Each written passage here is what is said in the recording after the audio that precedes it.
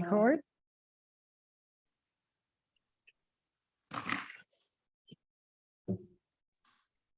Okay, welcome everyone to the March 8th meeting of the City Council. This is a workshop to to review public works projects. So I will ask someone who's not eating pizza to lead us in the pledge of allegiance. Jessica. Allegiance to the United States of America and to the republic for which it stands, one nation, under God, indivisible, without injustice. I did, I heard that. Okay, About the pizza. all right.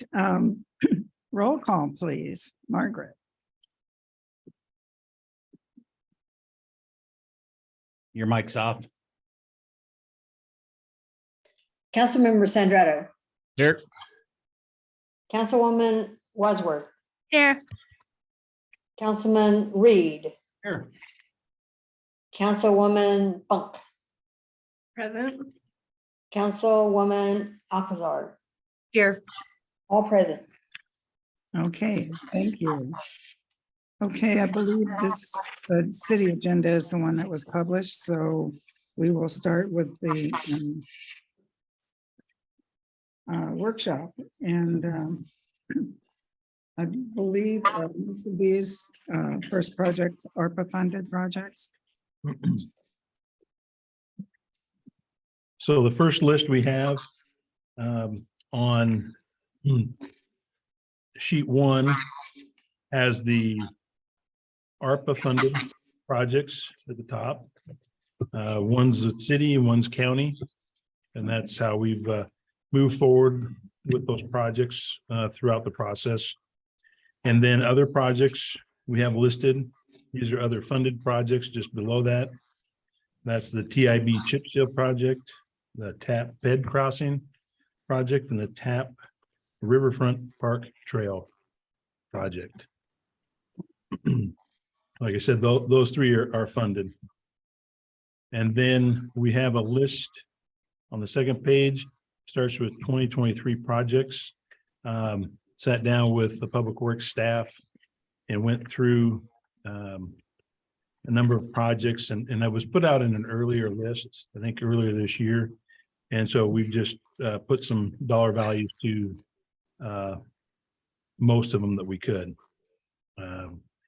And so those are some of the things that we feel should be moving forward in 2023. Okay, And again, this is just a list for everybody to review at this point. There's nothing set in stone with this. And then we have a potential 2024 street projects at the bottom of page 2. Those are projects that we feel would greatly enhance the city, and there's areas that have been issues before, like Edith Avenue, that's unfinished. Cleo Lane is a gravel road. Hope Lane, we talked about doing some paving. Are we getting feedback? Yeah, Margaret, you might want to mute that. We're getting feedback. There's also Carroll east of 3rd, possible paving only, and Cora Lane. All these, gravel or dirt roads. And something that, and this estimate that I have here, and I did put a breakout sheet with your information there. But those costs are for paving, but like Cleo Lane, Carroll East, and Cora Lane, they could be done in instead of just paving, could be done like what we call double shot oil. So it's like a chip seal you do on a regular road, but you do it twice, and that builds it up to about 1.5 inches, 2 inches of pavement, if you will. And we've worked for different cities that have done that and been pretty successful with that. And it's a lot cheaper way to go. So that might be something as we move forward with the chip seal project that we could consider doing that if there's funding in the street budget and if the price is right. Then on page 3, have the next 6 years, kind of what we're looking at as possible projects. And then after that is long-term city projects.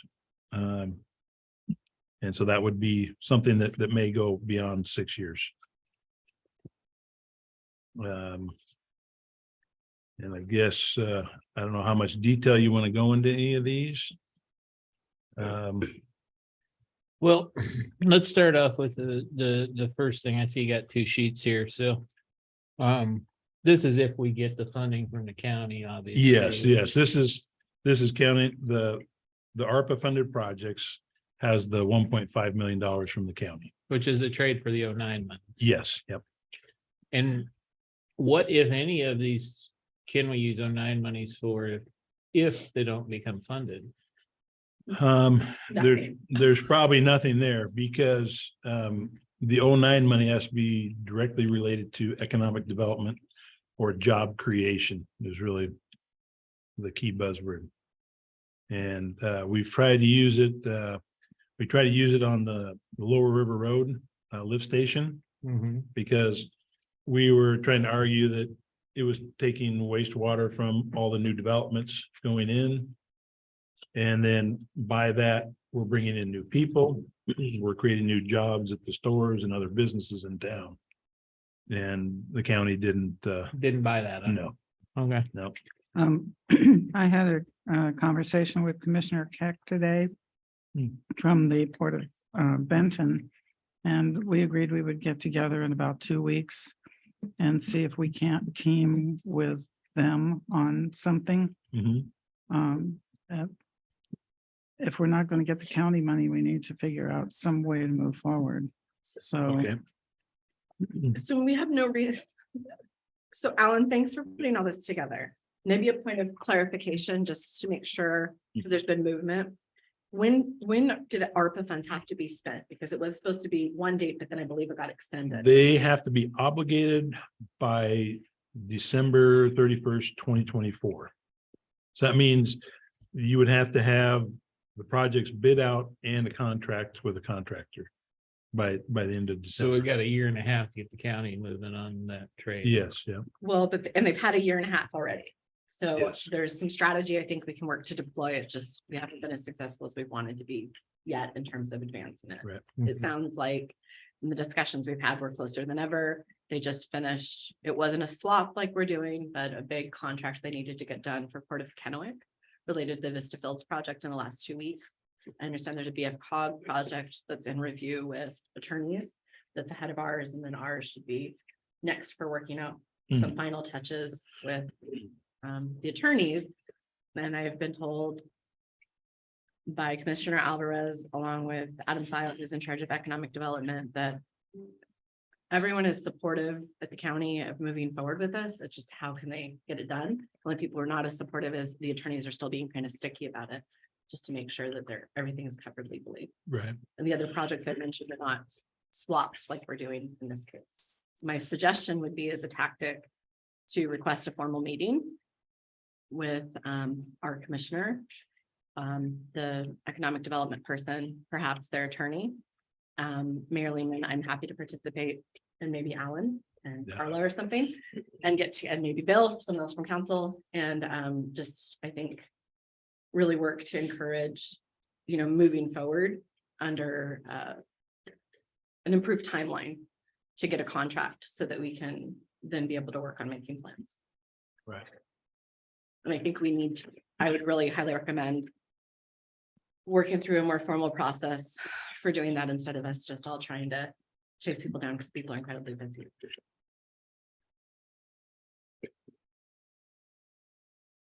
Yeah, I'd be Okay. for that. So moving over to your other list, I assume that's where we're going next. you want to trade up a couple of projects? Well, city that's, funded?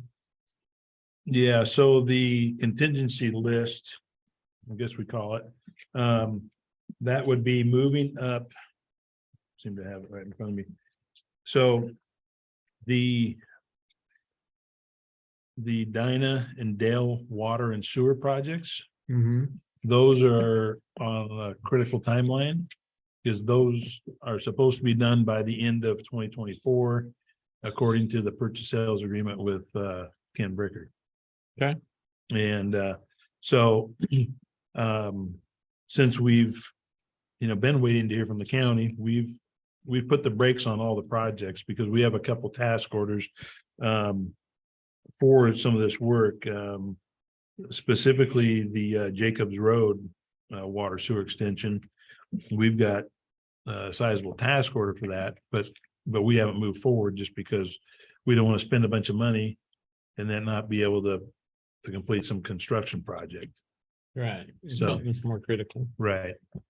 So I guess we wanted to make sure with you guys, if you guys agreed with that and wanted to move forward with the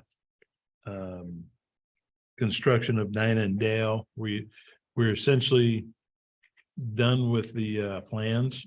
We just need to put together a bid package. The surveyors should be completing the boundary line adjustment survey. So it's a record survey that's going to go to the county. And once we have that done, then we feel comfortable going out to bid now that we have all the properties resituated. Just to confirm, the Jacobs Road water line extension is the one that gets us over for I-82. We're already over I there. have- It gets us up, expanded. it gets us up the hill. Yeah. And so I think we need to just consult with council, and I'd encourage us to maybe to consult with some of our friends on the west side who had really good success deploying $09, where it's been a little bit sticky, Mm. but and the little bit that I know about this through the inquiries that I've had and listened to some legislation, if we were to have the water and sewer go up by doing 4 or 5 Jacobs Road water sewer extension, it could then qualify us to be able to access more of our 0.09 funds, because then we're in a place that we can say it's economic development. We have water and sewer, we're one step closer, and that bucket is pretty big. I think it's well over $2 million, regardless of the exchange. So if the exchange doesn't happen, it'd be great to have a way to tap into this money Right, that right. the city is building in our coffers every. Yeah, and I've sort of told everyone that we're starting bringing water and sewer up there. DNR, and that's been kind of a commitment on our part. I would not like to see that go away. Right, right. But if it sounds like the county's close, of course, I've heard that for a year and a half. Well, here's my thought on it, and the other council members can weigh in is, at this particular moment, based on what you're telling me, well, we just need to swap these 2 projects in their location. Right. From And- city to county. And yeah. we need to get moving on the Dinah Dale piece. If the county comes through in the next 60 days, great. Right, If not, we're going to have to look at finding the funding to Right. continue that other piece. and like Sarah's talking about using 09 money, if we have a little more commitment from the state saying, yeah, we're I don't know, I guess they'd be selling the property, and we have a plan for that area that we can show, here's what's going on. I think that's, before we went in and talked to them about it, it was an open piece of land owned by DNR that we wanted to develop. But now we have a development plan. Actually showing movement might encourage them to.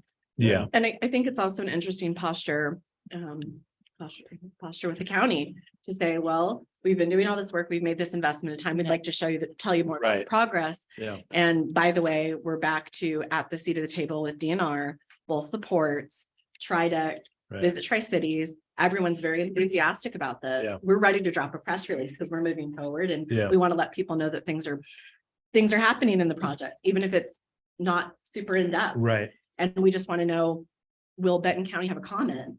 Because we're waiting on you Yeah, right. and we're kind of ready to move forward. Yeah. I don't know if that could help us, but I think if we were willing to also sign up for making the commitment to sequence some more of these meetings, which Mayor Lehman's already working diligently on, but bringing even more of the parties to the same room at the right time. I think that that will be another avenue to get more movement, in my opinion. Of course, Port of Benton can't help us over there on that side. It'd have to be Port of Kennewick, but I'm meeting with the port tomorrow Okay. with Tim and Larry. Okay. I assume that's your only change in that, isn't it? What's that? That's your only change in the thing. Yes, that would just be, rearranging what projects are funded by whose ARPA money. Okay. Just because of, the deadline for Dinah Dale. And we can wait another probably 3 months, you think, before we make that move of the project? But Yeah, so we just wait and hold off the bid then. This is kind of what you're saying. I'd wait about 3 months. And if we don't get any movement from the county through administration and council. Okay. Then I would just move the Dinah Dale up and go ahead and make that adjustment. Because you're Okay. gonna need to have that solidified and ready for bid before. Well, you're gonna have to have it ready to go probably July 31st if you want to get it done Yeah. this year. Yeah, right. And is it due to be done when you say by 2024, January 1, 2024? No, the 31st of December, he said. Okay. Yeah. So, yeah, we can wait until spring, but in what I've seen out of the process, there's always a delay somewhere, so it'll probably be spring anyway. Mhm. But I'd rather get ahead of that curve than behind it.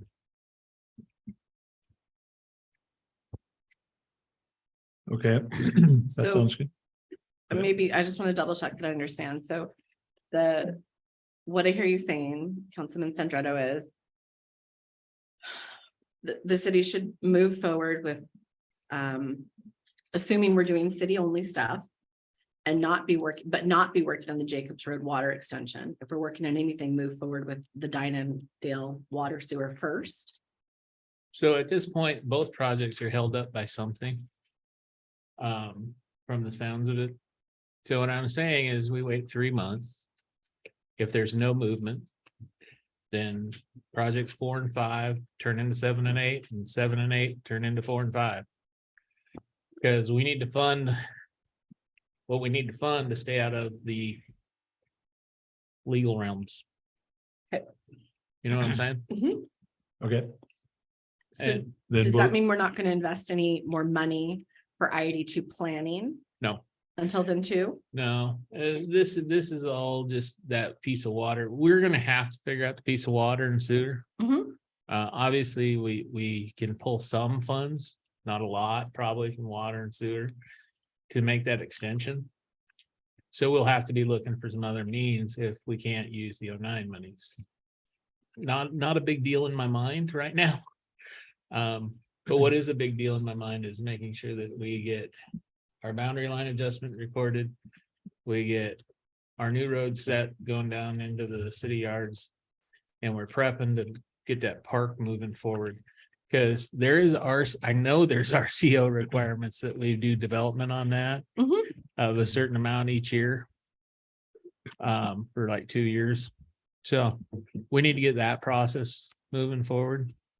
And the more progress we can show for that project and process, then when RCO funds come available to apply next year, we'll be in a position to demonstrate that we've made investment. Yep. Yeah. So we can access more funds.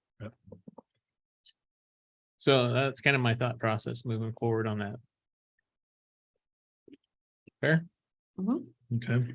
Okay, so both of your sheets, I believe, have the same items under 2023 projects. Yes.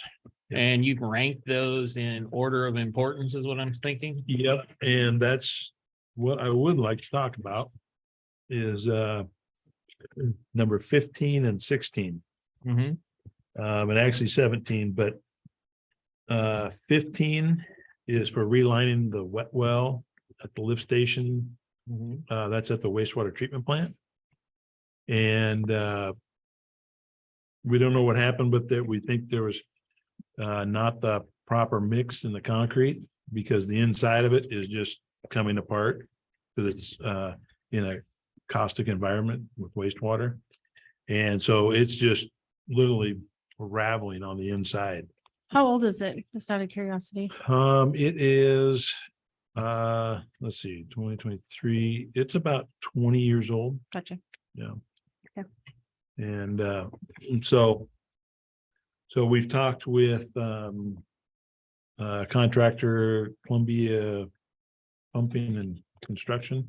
They're the guys that have done the video cameraing out here, done a lot of cleaning for us on a project on the sewer lines. And they also relined the air discharge line into the treatment system at the treatment plant. Because we had a piece that was breaking apart and they had to go and line inside of it to blow into the treatment cell. And we talked with them on this and they said, yeah, it could be done. You'd have to basically clean everything out of the wet well. And then they go in and spray kind of a epoxy coating that would be a little bit thicker. It's almost like lining the sewer line that we're talking about. So it's going to give it a probably a 1/4 inch thick type of lining on there that really adheres to the wall. And so that's pretty urgent because if that thing starts to really fall apart, that's the whole city's wastewater system right there. I mean, it takes all the wastewater when it comes into the plant and then it pumps it into the treatment system. So number 16 is a reservoir repair. This is the tall reservoir. And when they went in to inspect it last, I guess they made kind of a minor repair, or shouldn't say minor, but When you say the tall one, the old reservoir or the new? the new one, the one that's Yeah, 150 feet tall. okay. And so there was a drip in the tank inside the column. And the divers got in, they looked at it, and they basically put like a caulking around that hole. And it wouldn't adhere. The hole was big enough that it would just kind of come through. So they put the tip of the caulk gun, cut it off and stuck it in there, and they caulked around there, and that's what's holding that drip. So, but that was the only thing that they could find at the time that would hold, other than going in, draining the tank, sandblasting it, scouring it, and then welding on a plate to cover that area with the hole.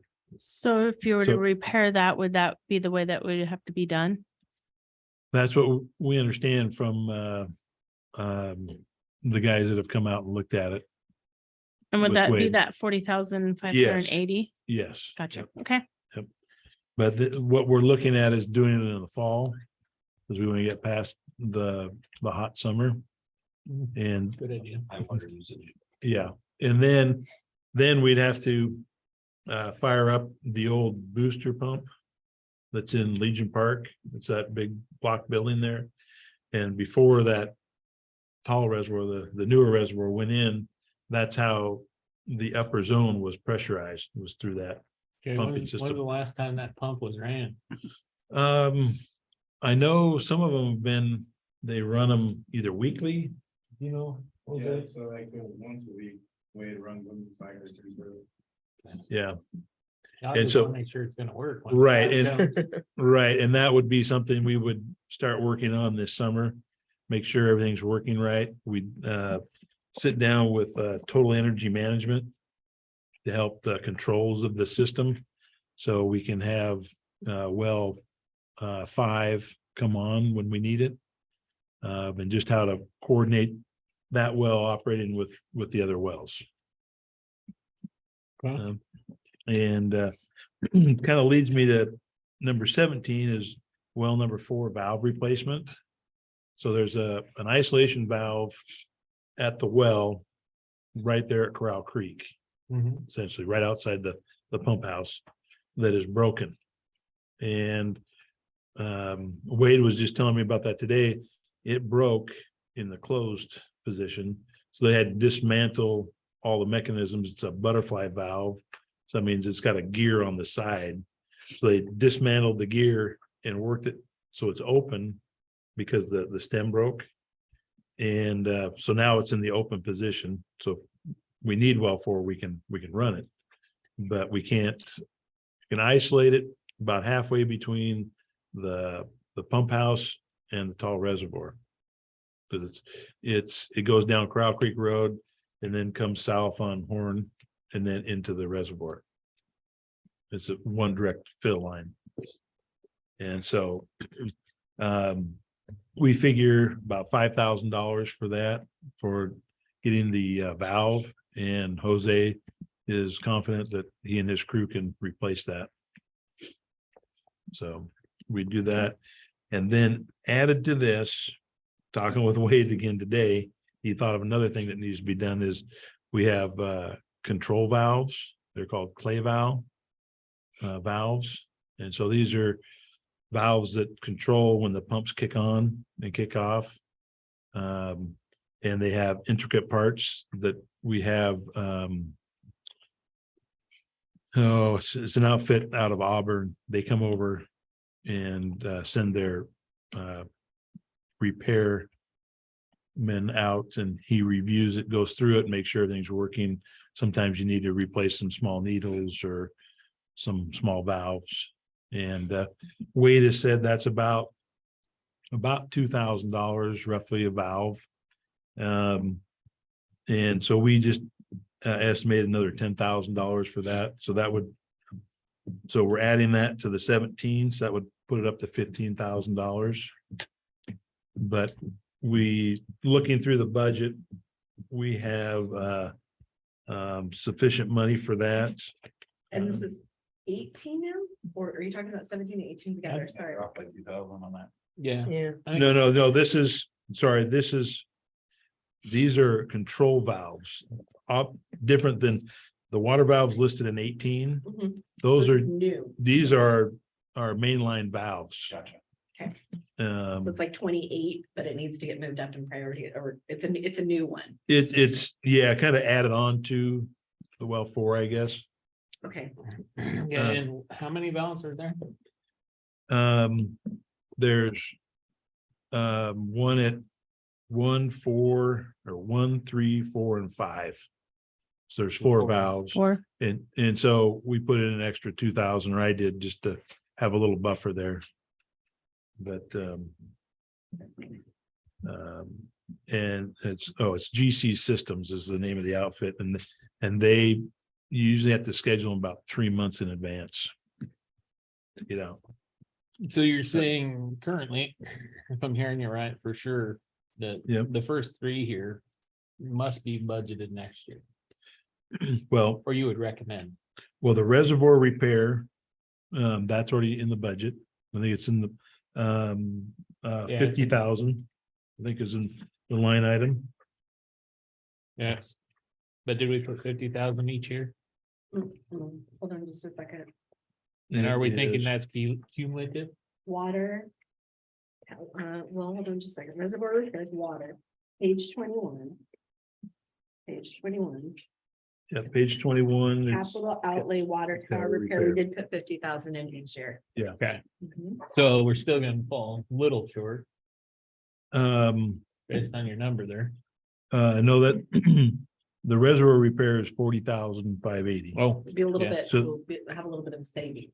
Yes, possibly. Yeah, we hope. Then on that same page, if you look at, there's capital outlay, HTO maintenance, the very first one. They've got $10,000 there.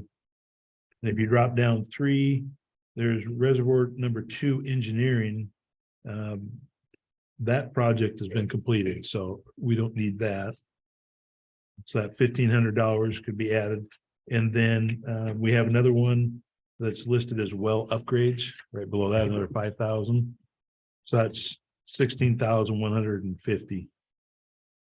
So that could be used for that 15,000 on item 17 for well number 4 replacement and those added control valves. Okay. So we'd say number 17 is in budget then also. Yes, yeah. So the first one, though, 15, we'd have to come up with that funding.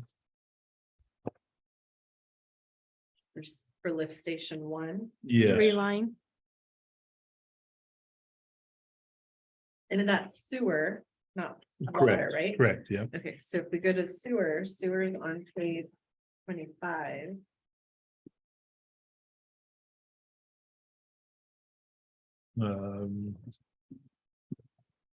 Are any of these things that are completed, Alan? Well, that's something that we were looking at. 9th Avenue sewer repair? Now that probably can be pushed out because that is the location that's south of Chris Street. And actually south of Bless you. Thank you. the Sun Valley Way. There's a couple houses just past that. That is a very flat sewer line. And what the plan has been is the property to the south on the corner was being projected for development. They actually came in, had a pre-application meeting. And so we were gonna take that house and connect it to the new sewer line to the south. And then just redo some of the sewer line for that one house. Because right now, the crew has to go and pump that out about once a month, that there's a manhole there. And that's because we have the inverts in the manholes don't match. They don't flow downhill. Which is a bad thing when you're talking sewer. Yeah. Yeah. So that's what that has been in place for, but we can't do anything until the new sewer line goes into the south. So at this point, it's still just kind of a maintenance issue. So that $30,000 there could be used towards the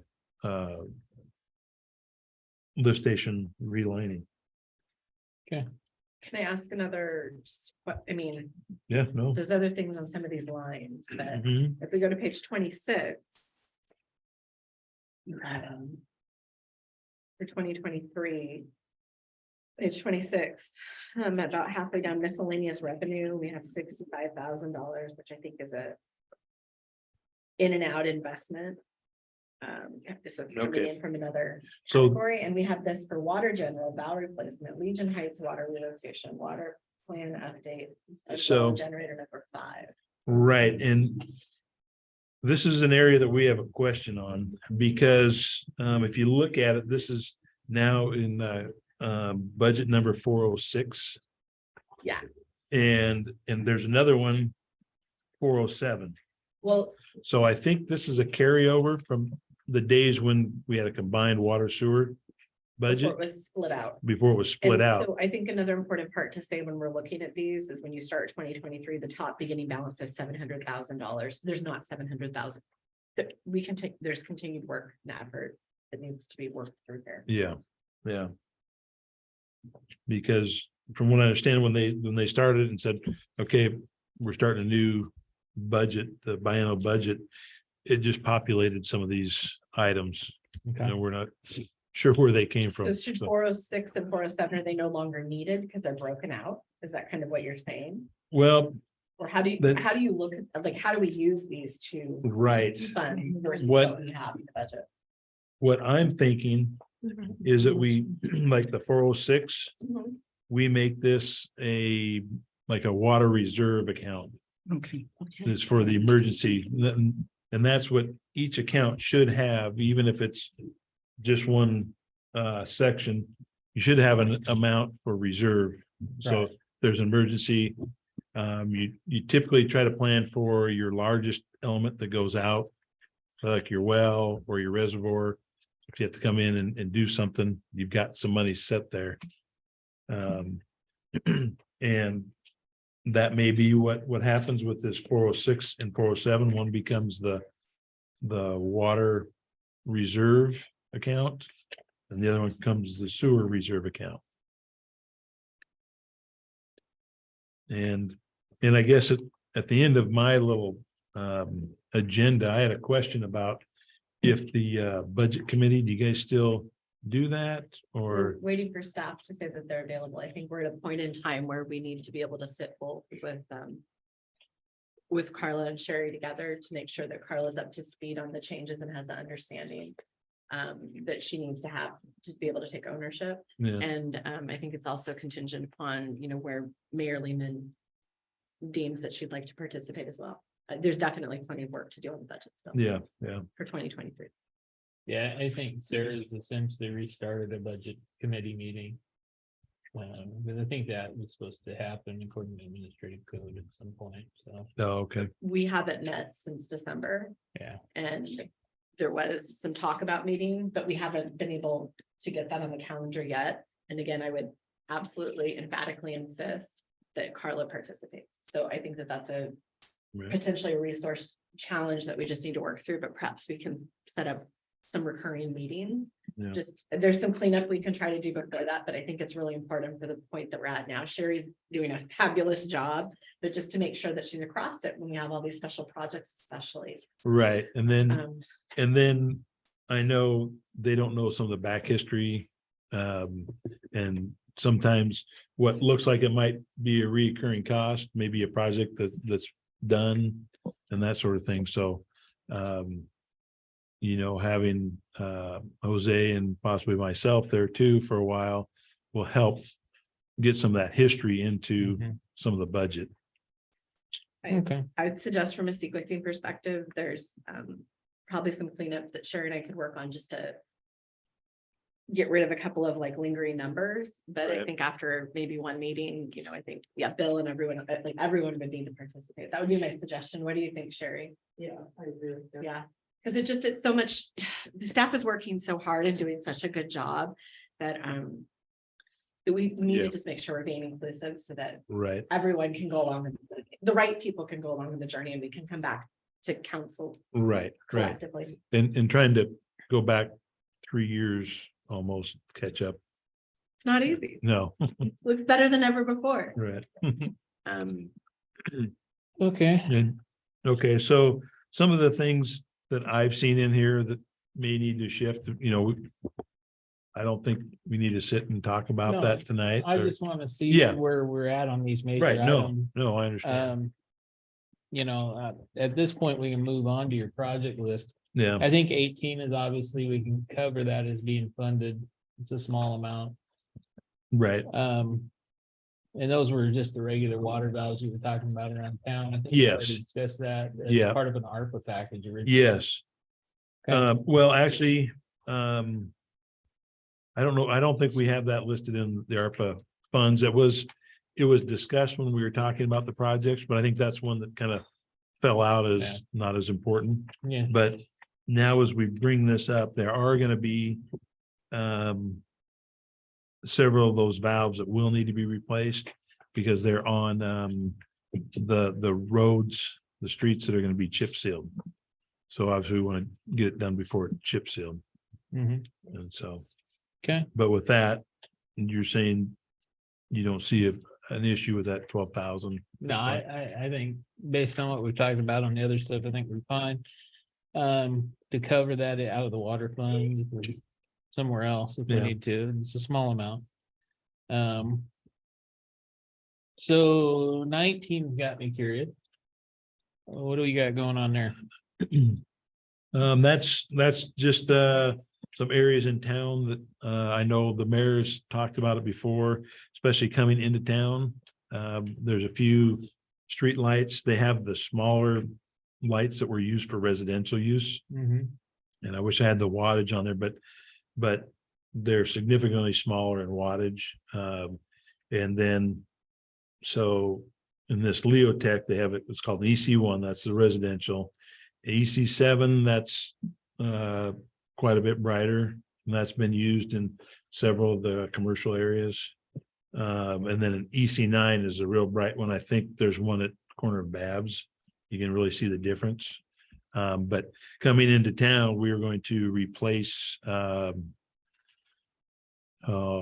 2, 3, 3 right coming around the corner to light it up a little more.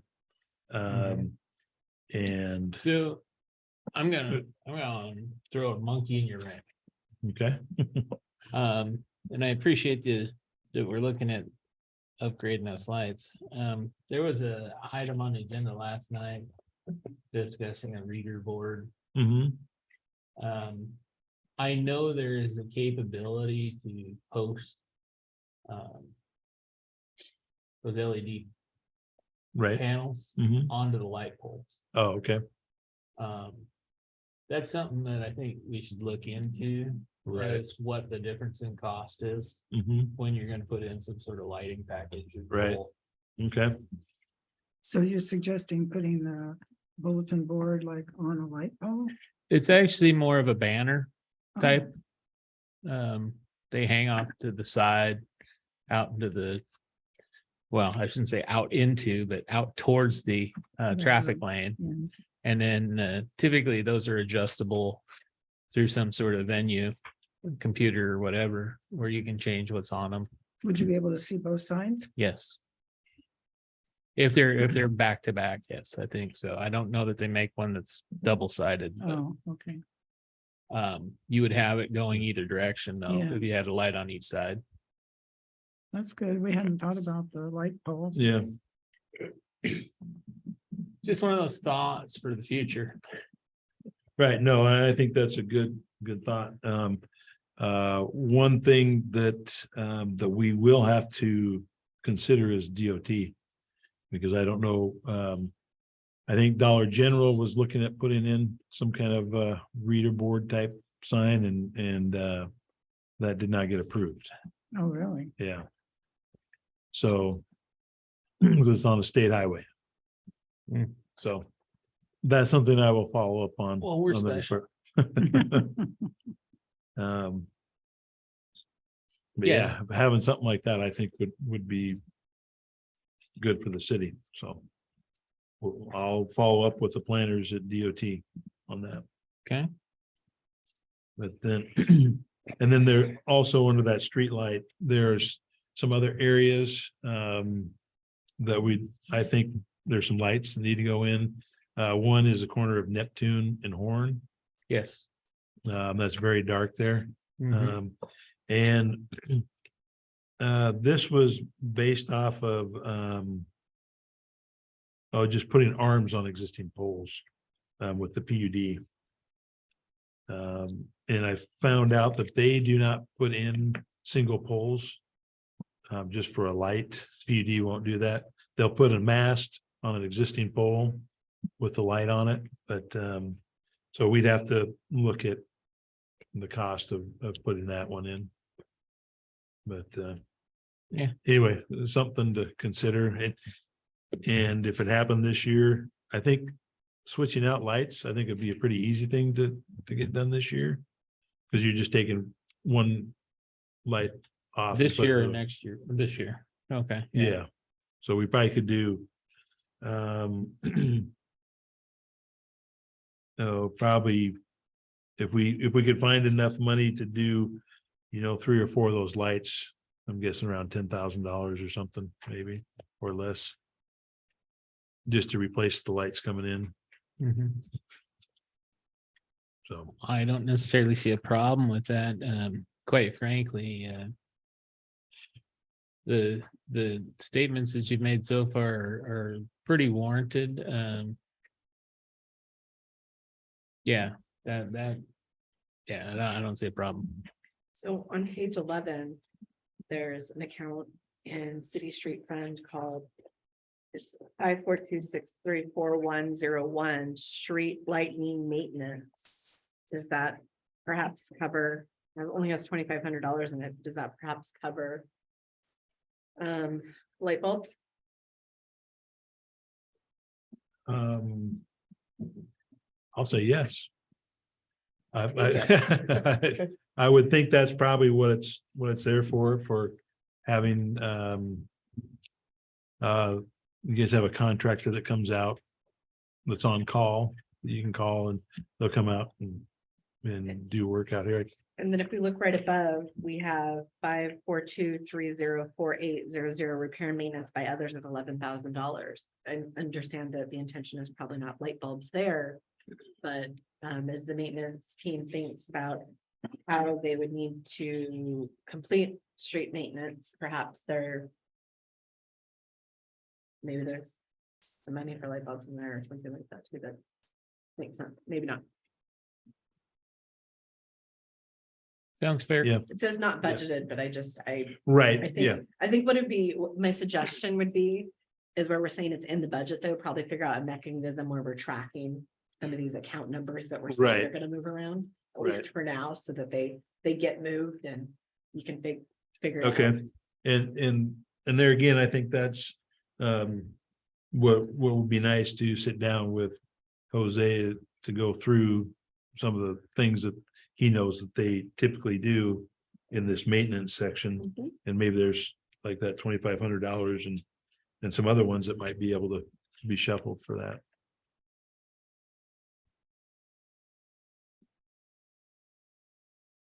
Okay. All right.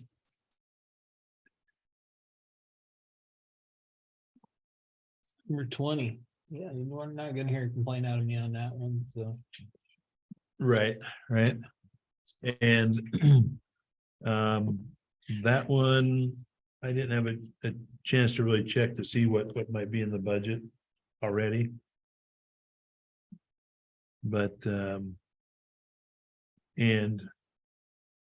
also, just to let you know, we're putting together the final reimbursement papers for DOT and the county on the 9th Street project. Good. Because there were some issues that we had to get cleared up and completed with the contractor before we could say the project was finalized out. And we've done that. So we're gonna get that. So we should have. I can't remember what the last amount is from DOT, but from the county, we should have about $170,000 coming back. So we should have over $200,000 that'll come back into the street budget. And at that point, that will help us be able to do some of this other stuff.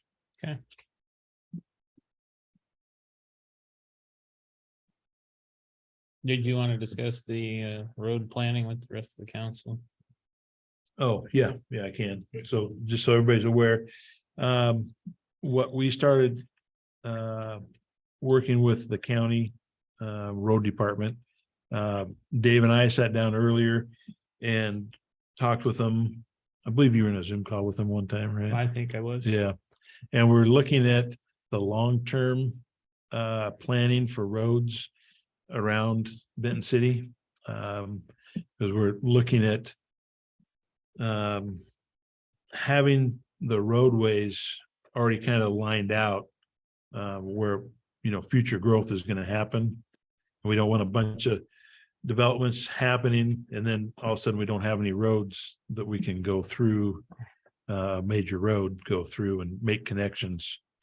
Because we've seen that happen in several areas in town a little bit. We wish we would have, got this road. Of course, we're talking plats that are 60 to 100 years old, but that's the intent, is to work with them to where the city's going to expand out and where the county is going to grow and where we can make connections with roadways. A couple of the larger items that we're talking about is something to the west, kind of off Yakutat interchange that would come down across the river. Because we want to start looking ahead, like David has really pushed for, is look ahead, you know, even if it's 30, 40 years down the road, but have a plan in place that if we're gonna make a crossing of the river there, that we have that all in place. And the other one that's probably gonna happen sooner than later is at DeMoss and Rupert Road off of Red Mountain, because that is growing out there in West Richland. They already have a planned community development for that. And talking with the planners, they would like to see something cross the Yakima out there. Perhaps even 2 bridges over time. Possibly. Lewis and Clark Ranch. Yes, yeah. Yeah, I know I think they've talked one going to the north. But we're trying to get involved with the one coming across the Yakima to 225. And then that makes another access coming into the city, because, you know, we all know something happens here, city's almost shut down. And having other access points would be very helpful. So that's what we're working with the county and probably Benton City on too. So I Yeah. think that the money for road planning is on page 11, perhaps under section 543. There's a section that just has general engineering and it has $10,000 allocated. 5433041. Oh, okay, yeah.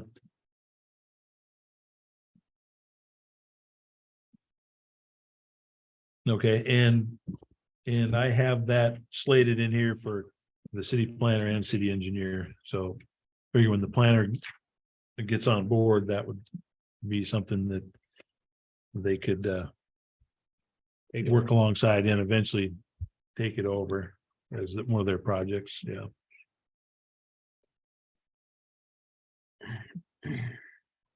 Okay. And I know. So the comp plan update. This 21. You know, that needs to start moving at some point, and I'm not sure what the cost is gonna be or where the budget, How but soon, yeah, but how if- soon do you think we might have a planner in place if the interviews with candidates go well? Well, if everything goes well, I think they're gonna try to set the interviews up next week. Depends on their notice period, if they have to give notice, I guess. So hopefully in 2 months' time.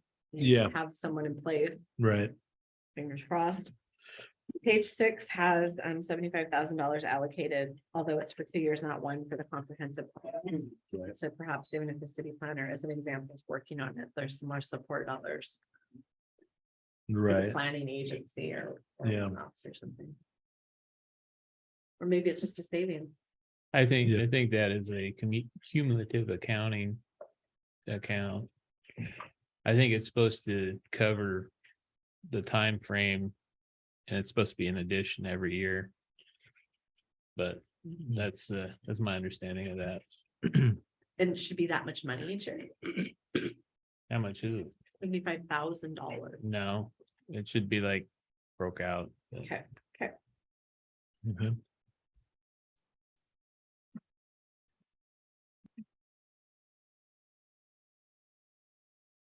And something else that I think we probably need to look into is, or consider at some point, is the urban growth area. Yeah, good time to bring it up, I guess. So obviously, we've had infill inside the city, Right, and that should be able to allow us to push urban growth out some more. What, well, first of all, we can go and spitball it all day long, but what's our growth pattern? Where should we be looking at expanding that urban growth area? We right. need to figure those things out, Mhm. as well as is there anywhere that we can expand our city limits? Right, right. So. I don't know how you or the council or the mayor want to plan that or how we need to go about that, but. It's something we definitely need to take a relook at. Yeah, It's been a while since it's been addressed. yeah. And my thought is probably wait until your permanent planner is on board. You don't want to start a process and then bring somebody new and get them up to speed and kind of jump around. Well, it's And- fine. yeah. We gotta figure out what the process is. Right. And I've talked with one of the planners at Benton County a little bit about it, and he said they have an outline for that. For the UGA extension. I imagine once I-82 development gets started, that we would see more coming in around Iona. Could be. Could be there, and also so far what we've had is moving north. I don't know. Well, I think Mhm. we set what the UJA is, so, don't we? We basically apply for it, Yeah. Yeah, but yeah, we it's every would, 5 years, I think, or 4 years that we get to make those requests. And I think the last time we did it, we got turned down, and so did West Richland. Well, I that. think, and because it was before I came on board the council, what I was under the impression of, the city staff at the time is that we had maxed out our urban growth area because we hadn't infilled enough right, of that. Right, exactly. But we've had Now we've significant had a lot, infill. yeah. And I think the big holdup was I-82, because we had that 200 acres that was just sitting there. That's part of it, not Yeah. being filled up, Yeah. yeah. But we've already filled up two separate locations up at the top here and one over here, so there should be some potential for expansion of the UDA. Yeah. And I guess that just needs to be put on the council's radar, that's something that we need to look at in the next 6 months to a year. yeah, and there's actually been a lot of infill too, single lots being built on. So that's all helped the density of I guess development. And yeah, I'm not familiar myself with what all goes into that calculation, but and so the county, they have their call for getting on the projects on the docket is, I think, December of every year. So we need to start kind of looking at it. If we're thinking about it next year, we need to start looking at it and get stuff ready in December. So. Mayor and council, can I interject a minute? Please. Okay, I'm sorry. Brandon Moss at SCJ Alliance. I'm participating just out of, I saw that the notice was happening and I was inquisitive of the project meeting or the project list. And so this is on my own time, but I'll interject a little bit on comp planning and UGA stuff. So we would love to help you out and provide some guidance. This is directly like in our expertise, and we're doing this for multiple cities and counties across the state. The update to the comprehensive plan takes a holistic look at several elements that are currently exist within the comp plans, from housing, transportation, utilities, capital facility plan, and then evaluates where the previous plan was or is against established goals and objectives over a 20-year time frame, and then evaluates that against levels of service, current like regulatory requirements, and then provides an update to a 20-year plan to update what would encompass the next goals and objectives for the city. The city is able to update their comp plan through an amendment process once annually. And then I believe Benton City is scheduled for a comprehensive update, not an amendment, an update to the comp plan in 2026, but I need to verify that. And so I don't know if that helps you all in consideration for, projects and kind of a time frame. It's a legislative process, so it goes through a planning commission, public hearing, a recommendation by the planning commission, and then a 60-day comment period with Washington State Department of Commerce. And then finally adoption through the city council. And, like I said, usually that's around, anywhere from March to July of the calendar year.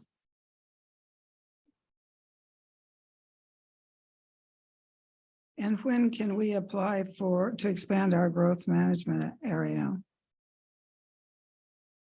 I'm not exactly sure on expanding the UGA. I think, yeah, I need to get back to you on that. But as far as, so there's two things. A comp plan amendment, is done once annually, and you can do that every year. I'll have to look at your code to figure out what the time frame is for you all to do that. I think it's in July. But then a full-on comprehensive plan update, which is the 20-year, the 20-year plan for the city. I believe that's scheduled for 2026 for Benton City. Okay, thank you. Yeah.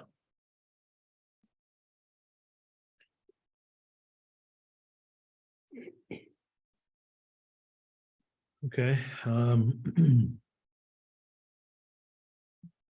I guess moving on then, the 22 is existing community center. I know there was talk with the planners. They might be looking for some money to help remodel that.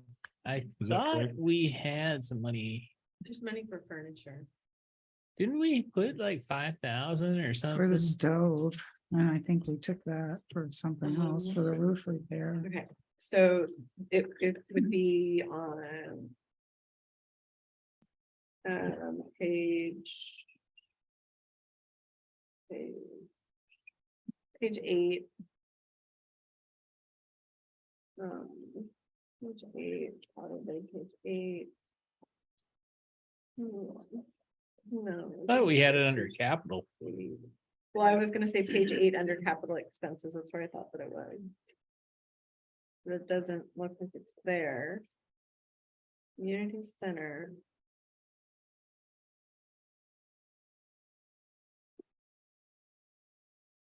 I feel like I remember seeing it as a line item, but I don't recall where it is.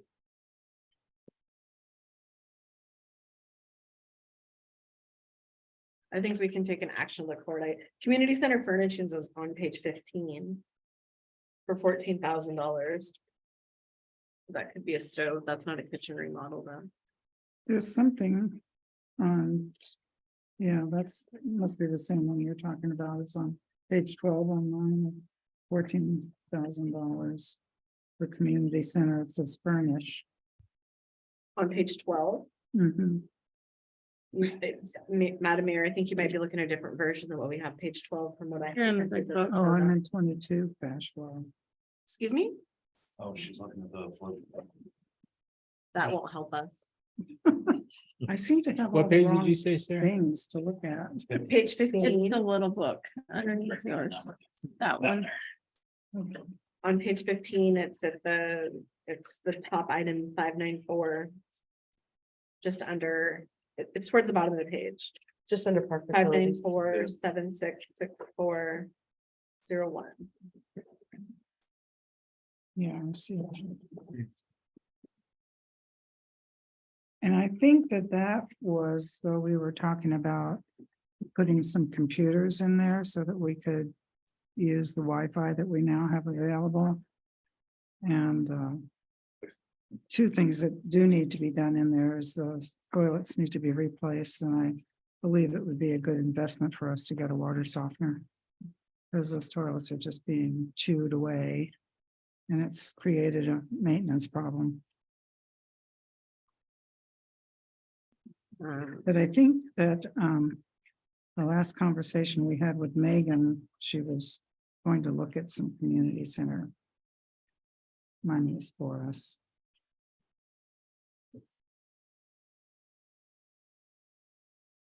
It sounds like the scope's getting bigger and bigger. Yeah, it's getting. So I would worse and worse. perhaps we continue while that's being worked on, continue down the list. There's not very much money in the budget and the budget doesn't balance. So if the scope's changed and gotten bigger. But I'm pretty sure Yeah, that there was a fund dollar figure that we put in there somewhere. And whether it's in that furnishings piece or not, because we did talk about the stove replacement. But there was a few dollars to ascertain as to what we could do to the building as far as engineering wise. Could we add classrooms? Is it feasible to even do that? Or should we look at a different building? Because I believe the mayor talked about enclosing the overhang and turning that into actual classroom space. But then somebody else mentioned classrooms off the backside. So I thought we put like 5 or 10,000. yeah, I don't recall being able to get that far in a conversation and make it into the budget. I remember the conversation, I just don't remember the outcome. Yeah, It doesn't appear necessary, yeah. I don't think there was one. I remember before I was on city council, at one of the meetings. It was in conversation, but it wasn't. Anything. Well, I know we set. brought it up at the meeting, but we had a budget meeting, a special budget meeting, where we discussed that particular. you gave us some money on the old city hall to look into. No, we also gave something to the community center, but Well, if there's $14,000 there Yeah, and council thinks it's worthwhile, then I would propose the money needs to be spent coming up with what the prioritization is, because it's not, because the scope is changing, it's growing, there's a lot of different pieces. well, So I know we said the one thing that had to happen was the stove needed replaced. and that has been replaced with a regular one that we were able to buy, not the great big one that they had before. But it's a more modern one that was replaced, I believe. JB, correct me if I'm wrong, but I thought a lot of the money that we had in there was taken and used to repair the roof. So one of you guys tell me. Well, there was the roof damages when they had that winter fest, and then they set up like a canopy. Right next to the grass area of the community center. But- Excuse me, could the speaker come to the mic?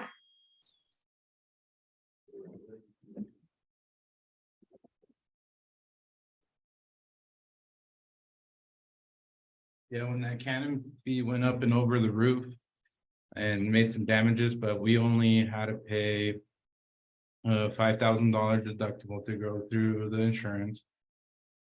And then the insurance company is working on going after the tent company that set that up, that the tent was supposed to be rated for 150 mile/hour winds, which it wasn't. And so there's money that got spent from probably from there on that roof repair.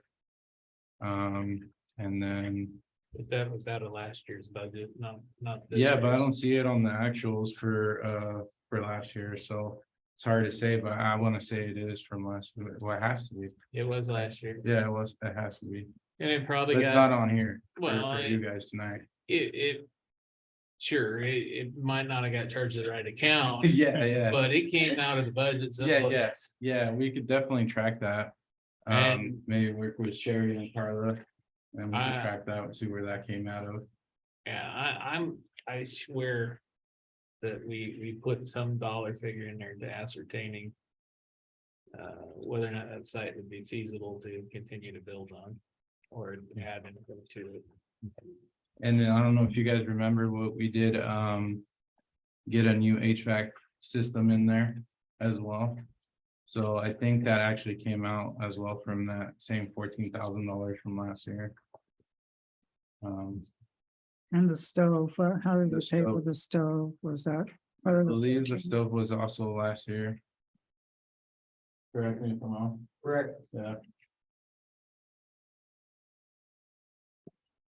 So, I mean, looking forward, I guess we, the toilets could be recoded. So that'd be definitely cheaper than replacing all the toilets. So, Marcos is working on getting that figured out. And then, we need to replace both water heaters, and he did look into a water softener as well. I think that would be a good investment. Yeah, the kitchen itself, I think, was an addition at some point. So when they redid the HVAC system in the community center, we had them tie in the kitchen area because it didn't have no central heating or air.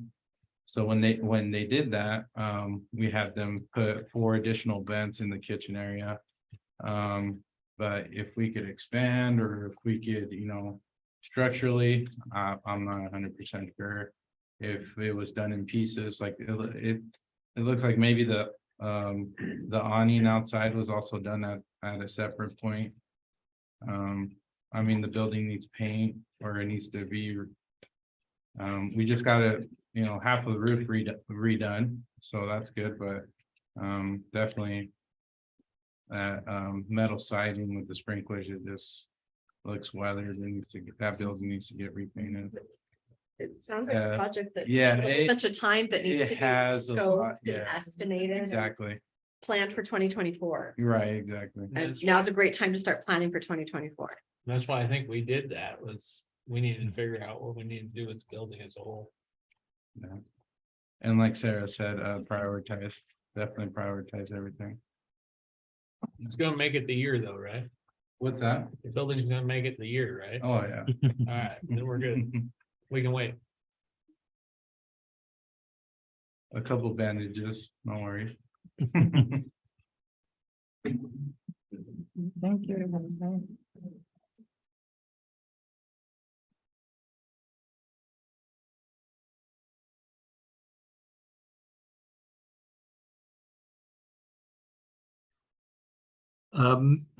Mayor Lehman.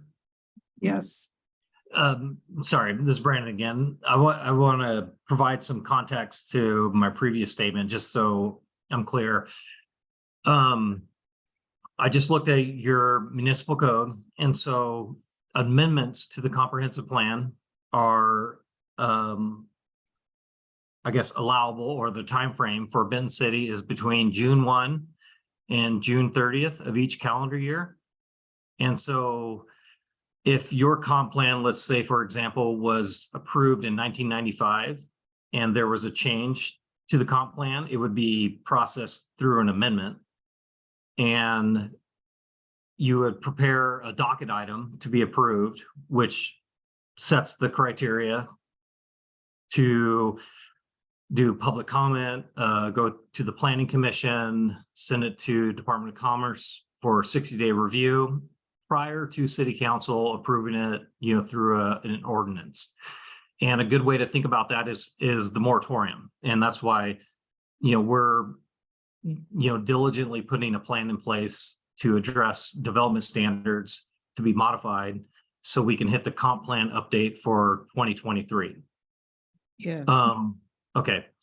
The comp plan updates, which is the 20-year plan, Benton City is scheduled for 2026 is when your next update is required. And so that'll put you to 2046, incorporating, whatever the council desires for growth in the community, and then adhering to regulation. So yeah, 2026, that's the schedule for Benton City. Just want to make that clear. Thank Fantastic. you. Thank you. Yep.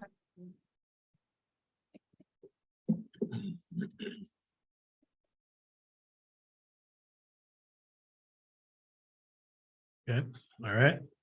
So I guess moving on from the community center, we have Blacktop City Park. And in that, I believe in the parks, there was $44,000. On page 15. Under city Yep. park upgrade. Yeah. So, that is budgeted and, that's something that needs to move forward, because the park, when park is dedicated, the city has 2 years to improve it, once the development is done. And So how do we move that forward? Like, we Well- all agree, we budgeted for it, we made sure we got it right, parks are important, we've been talking about them a lot. right, What do so. we do to move it forward? So on this, we're looking at putting in irrigation, which Jose and Marco have been getting quotes on materials. And initially, we were talking about the city crew possibly putting in the irrigation system, renting a trencher and running across. Talking with them a little bit more as we're getting closer to springtime. Sounds like they're getting pretty busy, so that probably something they're not gonna look at trying to do. And so I think the material cost was about $8,000 coming from irrigation specialist, and they were getting some other quotes. And so we use 2.5 times that amount for a contractor to come put it in, just as an estimate. So about $20,000 for the park to be irrigated. And then we also looked at, I'm still waiting to get a cost for fencing, but fencing is gonna be quite a bit more than putting out, this would be on the Horn Drive side. And I got a cost of, I believe it was $7,000 to put in rock boulders that are about 3 foot in diameter and put those on 6-foot centers. So the spacing in between them would be between 3 and 4 feet between the rocks. So that would keep traffic coming, from Horn and driving across the park property. And Well, I like the fact that rocks stopping the cars, but it doesn't stop the kids from running in the Yeah, street. that's what. correct, yeah. Kids are gonna go in there.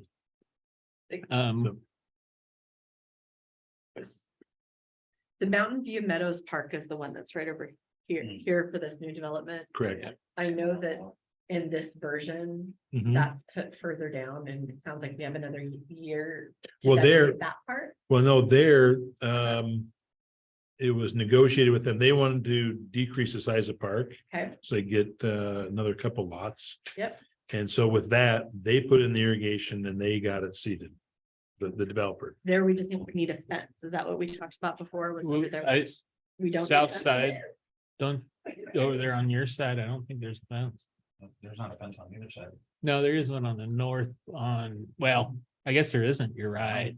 Okay. There is something around that mailbox, though. I don't know what that is. So if Um, if it's irrigated, negates my question. I just was Yes. gonna say, if we're gonna do, if there's irrigation that's going in, can you look at the other park too? But it sounds like that's not an issue. Yeah. My apologies. For development, for the most part, no, but my directive or my thought process on it is let's get some chain link up down there at this one as soon as possible. On Mountain View. Yeah, because once that's up, we've got pretty much an ironclad secured facility that kids can play in. Here. Granted, there's not a lot of toys or anything down there, Right, but at least they have a yard. Right here, right. here. And where's our time limit on the Blacktop Estates Park? They're still not done developing that, are they? Well, they are essentially done with the development. I mean, because as far as the plat development, Land Let's put use, in- they're done, yeah. Yes. yeah, that's put in all the utilities, the streets and everything. Would be able Um, to do like the boulders and then with the chain link fence inside the boulders? That's a possibility. Cause I mean, the boulders would at least stop the car and the chain link fence would stop the balls from going in between the boulders, Yeah. but Well, I understand where you're at there. My thing is on that particular park. I'm a public safety guy, right? That's my calling in life. I think it needs to be a 6-foot solid fence. Blocking the roadway, blocking any balls going into traffic. Any kids going across the fence, climbing a 3-foot, 4-foot fence. It just needs to be more secure and kind of hide that park away in that neighborhood. But that's my 2 cents on that. I was just thinking budget wise, we probably don't have enough to do a big block wall. Well, I'm not saying a block wall, I'm just saying the fence right next door to it right now. The cedar fence. Yeah. I'm not a big cedar fan, but just to put that up to block out the roadway and the kids being able to get out into the roadway, I think would be an important feature. But I think when we discussed it, at one point, I said, is there any kind of alternatives to, like slatted chain link or something to make it cheaper, but still block that? Kind of view. Frontier fence, I don't know. Is it Frontier Fence? There's definitely fencing companies that have Right, good and fencing stuff. talking with, I believe it was Frontier Fence, they said just a ballpark estimate is $27 per foot. And It's probably 200 feet. no, I believe it's on the order of, I want to say 436 feet sticks in my head, but Completely around it. yeah, this one would just be the west side, Oh, the 400. I didn't think it was that. It's fairly long park. Yeah, That's a good chunk of change. I don't know. I guess I was just, I mean, I like the boulder idea because I know people like to turn in there and stuff like that, but do like maybe a 6-foot black chain link fence. I mean, those can look somewhat decent. Well, and- that'd be fine. And boulders, and boulders. That's what I'm saying, Both. It's an boulders. and strategy. It's not an or strategy. Yeah, the boulders with the black chain link fence, 6-foot black chain link fence. I mean, so you could get those boulders placed and have that as a barrier for cars. Yes. At this point, where you get the irrigation in. We're referring to the old mud bog area. yes. Yes, yeah. It's huge, but then you still have a chain link fence. Yeah, Yeah. or you do something. Well, can you guys get it quoted a few different ways and come back to us? And I mean, I think we all recognize the need to get something done. The need to get it done, quite frankly, quickly, because it should be done before kids get out of school if it can. I mean, it is not safe in Benton City. That's an understatement. It's not safe for adults. It's especially not safe for kids. So, I mean, maybe you get quotes for a whole bunch of the stuff and we're asking, oh, it's 3 quotes for whatever. So use some discretion, but I think, we're having this workshop and you've got some good direction. I mean, maybe see what you can come up with that could work and Yeah, it's let's figure out how we can 530 get done. feet. I was gonna say, it's a good chunk. So 500. I'm tired of bad news. Stop. So, Well, I mean, that cost, would be around $14,000, well, so but that's just on one side, but yeah. when we talk about our obligation to develop it within 2 years, is that a complete development of it? No, Okay, it's just, so let's concentrate on a few key elements, which is getting irrigation in the ground and a chain link or a solid fence of some type. Yeah. Uh-huh. And then we can worry about the other fence on the east and north end. okay. Well, I'll continue working with the guys, because I know they've gotten quite a bit of information on that. They're still waiting for one other material supplier. We've got, there's a local service organization and church that does a once a year type of service thing. Maybe look at that, Yeah, see if that's something they would want to take on and maybe cut some costs on. I know that there's a certain service organization that'd be happy to help, happy and qualified to help install irrigation. That's for dang sure.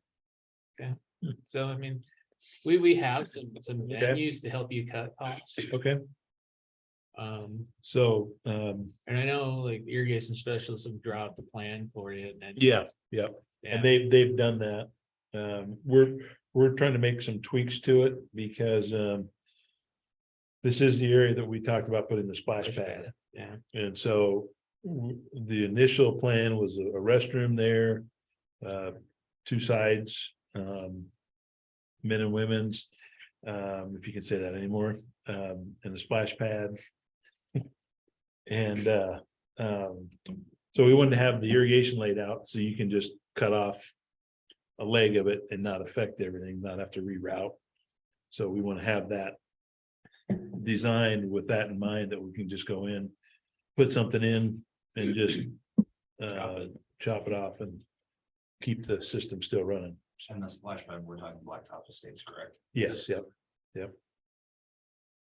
So coming back to fencing in Mountain View Meadows Park, can you just say again the fence that you're looking for there? so that's not along state highway, right? Yeah. So I think a 4-foot chain link, like most of the other, like, yeah. The one by the stores should have probably a higher fence, but like the one that's around, Legion Park, right? I think that's what we need on both ends of that park. Cause there is already private fencing down both sides. And I can't think that it would be that much, but I would, you mentioned the black chain link. That would probably be fine down there. 2 gates and 1 on each side and then a gate for the lawnmower. Are we, so once we have fencing in, does the city have a position? So that's great. Does the city have a position on dogs in these parks, or will there be signage that puts up, we put up, is it gonna turn into a dog park? I hope it doesn't turn into dark. Does the portion of it need to be designated with that in mind? I mean, what a great space if it has 4-foot fencing, just saying. Well, I don't think there's enough Okay. space to designate it one or the other. Okay. I'm sure people will take their dogs down there. Yeah. I know across the street from my house, there's no park, but there's always somebody walking their dog out there. For one reason or another. Okay. Can I suggest then, or, part of this request for putting this stuff together, can you make sure you have receptacles for We have them Yeah. in all the parks. for that stuff? Yeah. And, we're still looking for more garbage cans that don't get hauled away at night from people. I know that's a challenge down at the boat launch for a lot of reasons, but I know you guys know what you're doing, but right, just to help keep people cleaned up. There's so many kids and there's so many dogs and even though it's not a state route, there's a lot of speeders that like to go through there, and we haven't been successful at all in getting enough information from traffic studies to get anybody's attention to slow things down. Right. Oh, on Willoway and That's Raceway. Willoway and Kendall. Yeah. So- So Raceway. And, well,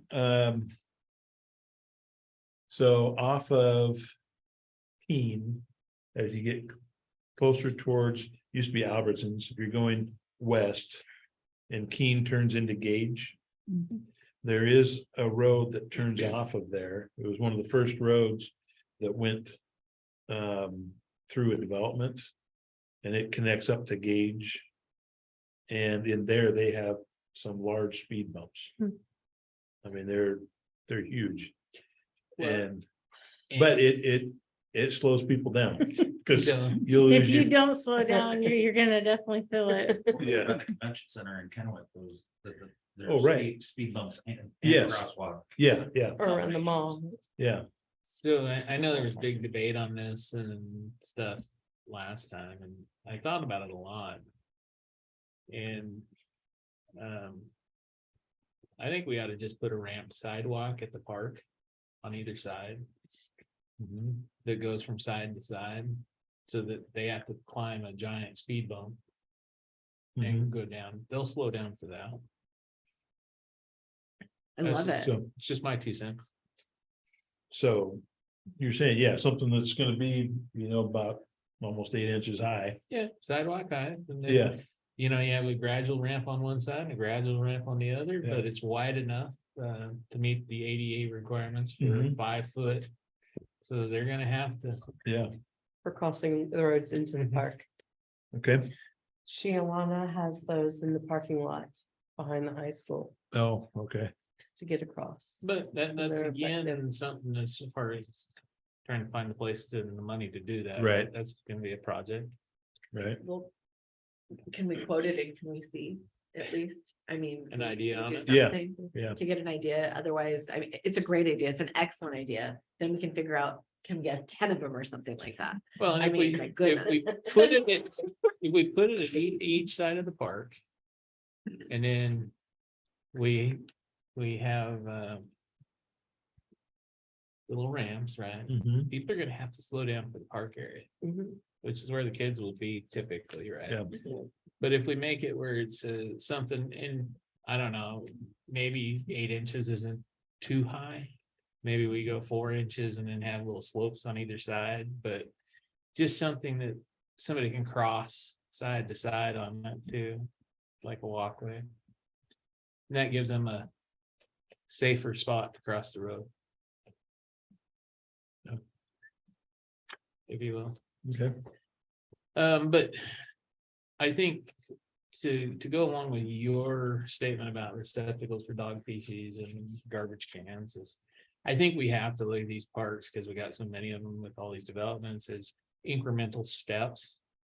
And I think we gotta look at the base 3 items first, which is grass, water, and safety. Safety. Once that's done, we can come back next year and start making sure we got garbage cans and pet pickup bags and water fountains or whatever we want to put in those parks. I think that again, speaking to service organizations, is again somewhere that they can lend a hand in developing drives for toys or putting in balance beam or something. Let's talk about that for a minute though, because we've had service organizations who want to do things. And none of it's able to get done. So, we're not sure how to get a kiosk reconstructed at the boat launch. We're not sure how to get fundraised money to have equipment done at 14th Street. Are these areas going to be different?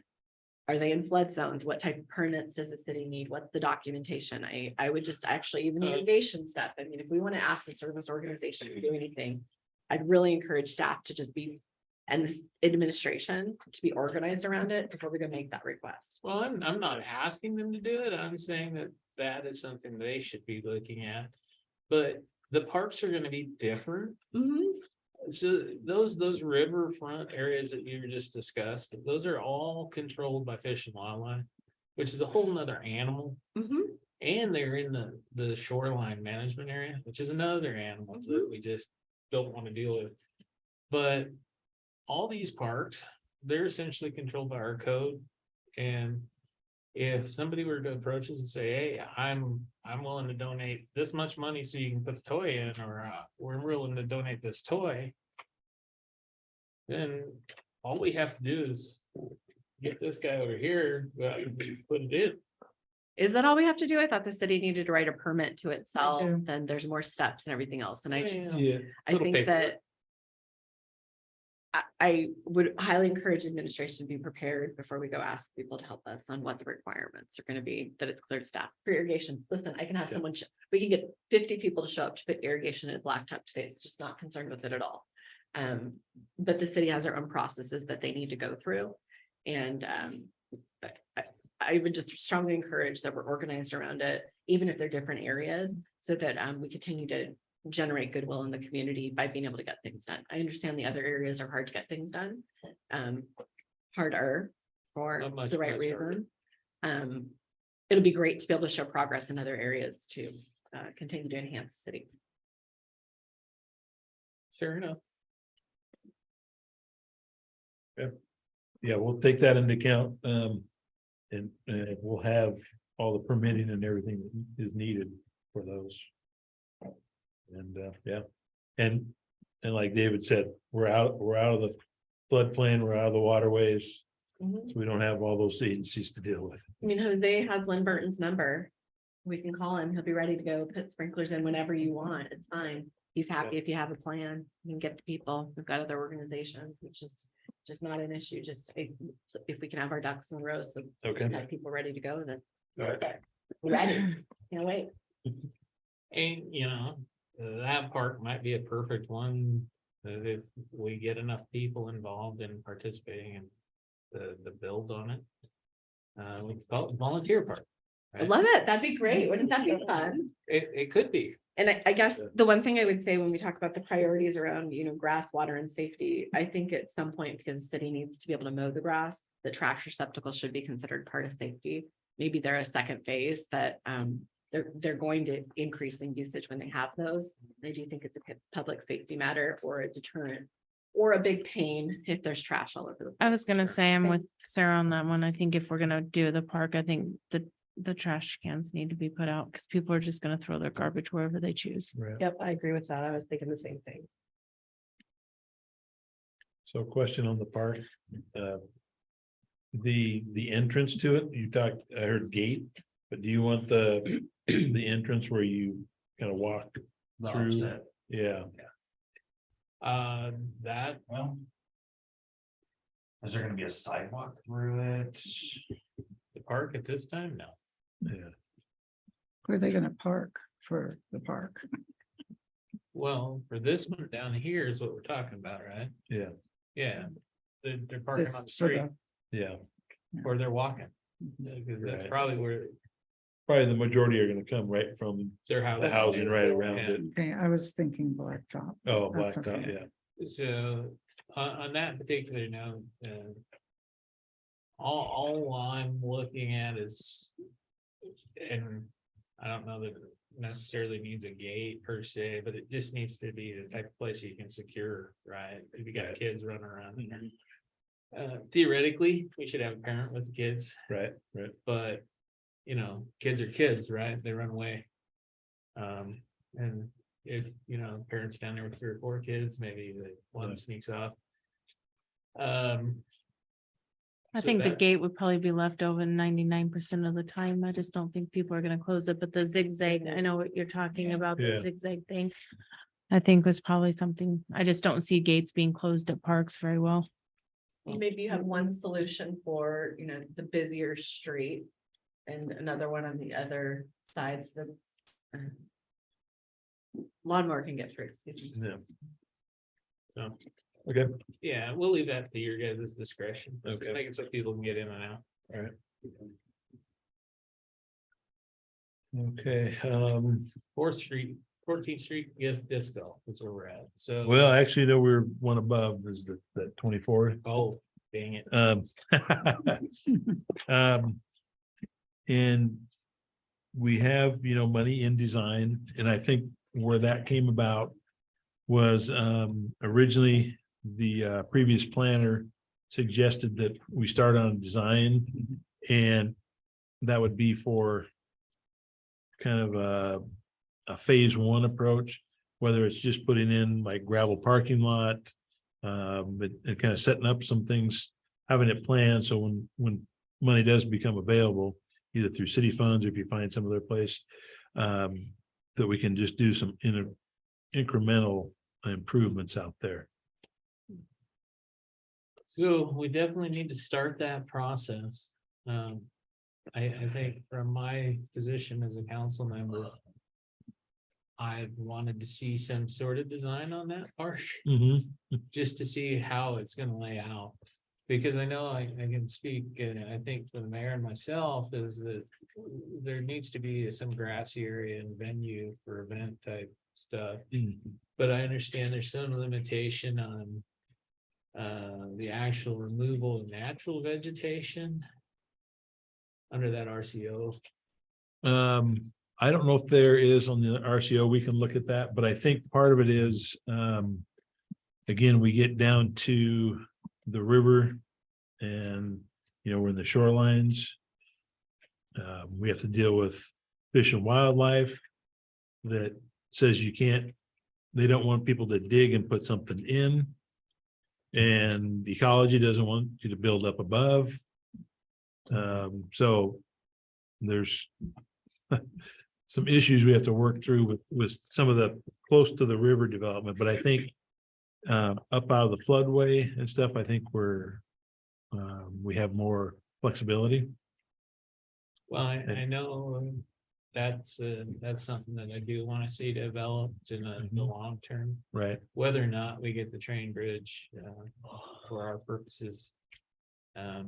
I think that the venue is a quiet, nice little park where people can hold events and family birthdays Right. and so forth and so on. And I think that's the sort of thing that we're lacking here. We got parks to play in up here, but we don't have parks for events. Right. And so with one of those projects that is funded is the paved trail that goes from what goes around Bataka Estates. And it'll go from there down to the bridge. So that's one of the projects that'll happen this year. So that will be one of the steps in getting that park developed. Okay. So,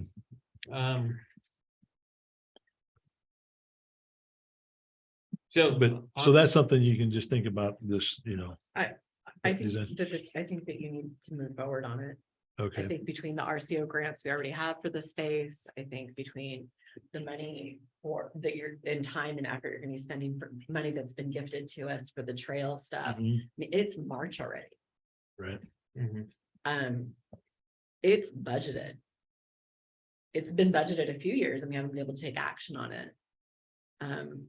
I know we can't vote at this meeting and that's not the point, but I would say if we want to be able to seek funding to continue some of these pieces from other resources in future years, we need to work on a Yeah. design that makes sense. Right. It's also encompassing, so we could say, well, if it's gonna take 7 more years to get ecology and fish and wildlife on the same Right. page, so we know what we can do. right, But to create this great space, we have a design that encompasses the community requests and needs from the beginning to hopefully avoid some of the back and forth. Right. For the longer term would be my. 2 And- cents. and I think too, if you guys do put that amount forward as for design, then when you go in for a grant, they're looking, oh, you've already put some effort into it. And I think you don't technically may not get points on the score, but you will when they're scoring other things. Is that something that we need to add to the next agenda to move it forward? It's already budgeted. Yeah. So you can just move forward It's with it and get essentially a it direction designed. item at this point. perfect. Oh, and do you need a task order? Yeah, that'd probably be a good way to track it. Yeah. Yep. We can do that, vote. Okay. So then just, That Gotta- cover that? I think so, trying to move on here because I don't want to take up your whole night. Oh, I figured you were moving in. Yeah. Well, I have sometimes. So the 14th Street Park, I don't even know what to call it, but the disc golf. I still need to meet with Manny and kind of move that forward. I saw him on Monday Okay, and I asked him, I said, I still haven't seen a design for the 9 holes. yeah, But I don't think he wants to do 9 holes. I think he wants Okay. to take over the whole park, yeah, which I don't want to happen. I think other people need to use the park as well. yeah, Oh. So, anyway, I asked him again for the, okay, Maybe, Yeah. maybe that's an item that can go for survey to the community though. pardon? Maybe that's an item that could go for, direction from the community on what their desire is, since people aren't Well, using, I they did talk to a participate bunch of anyway. people and they like the quietness and walking down by the river. So I had asked Manny to stay above that lower path. and Out in walk the on the middle. north side of the park. So that the other people that like to walk through the quiet and down by the river would have their ability as well. I think council's given direction on this. yeah, And the mayor has made her statement fairly clear. So, get Manny moving on it, Yeah, I'll follow up with him. or let's scrap the project. Gotcha. If he wants it, and I know he does, he's gonna have to go with his 9 holes and hope for a later expansion. Right. I think he wanted us to pay for it too, the last time he came. He asked us for $10,000 or $12,000, which, I don't know that that's in my purview to go that way.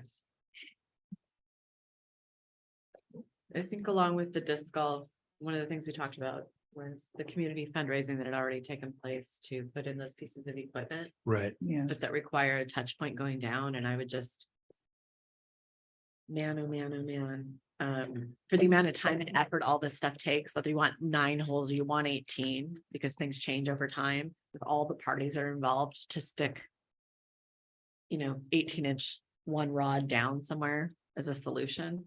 I think we should try to, at the point in time, if it moves forward, have that holistic view for your cultural survey and all your other engineering and stuff like that, even if it's not your desire today. Because every time we go back and forth on this stuff, like even, we talked about the boat launch, the non-motorized boat launch, and it's there. I mean, I understand maybe that's later, but there's so much sequencing that has to happen. The parking. So what do you do about parking and all these other pieces? Like every time we do a one-off, I think it's really hard to get everybody back to the table. So I just encourage some thoughtfulness, because is there enough parking? That was an issue before. We've given direction on it, I understand. But we have like 1 point here of an Right. 8-point thing that we spent a lot of council meetings talking about this year. well, So- Sarah, unfortunately, we can't do everything at once.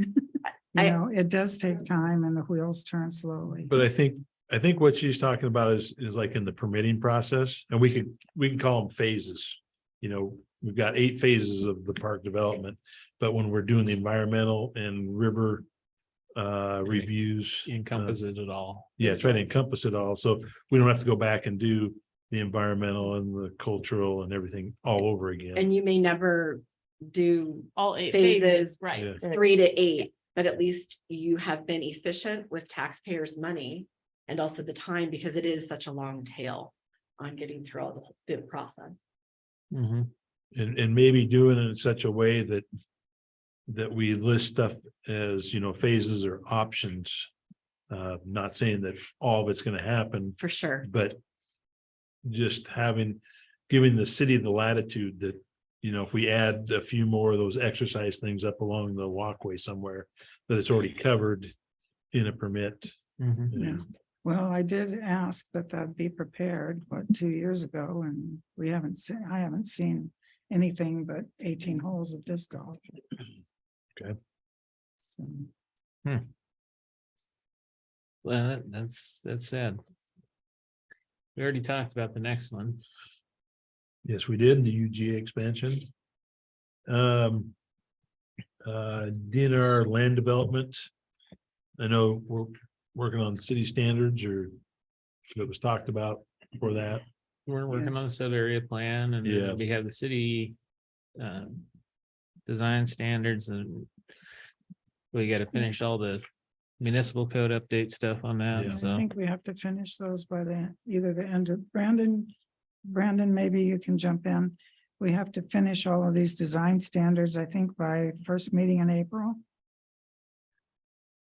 Yeah, we need to, yes, you're correct. We need to provide a recommendation to the planning commission, and then start 60-day comment with commerce. So we can prep for council approval in June. Right. Before we move away from 23, I have one comment that we talked about that I don't think that made it onto another project list, but didn't make it on here, which was the soffit and fascia at the library. Is that Yes. a desire still for 2023? It didn't, there's so many details and all Right. this stuff, Right. but I don't think it translated into these lists.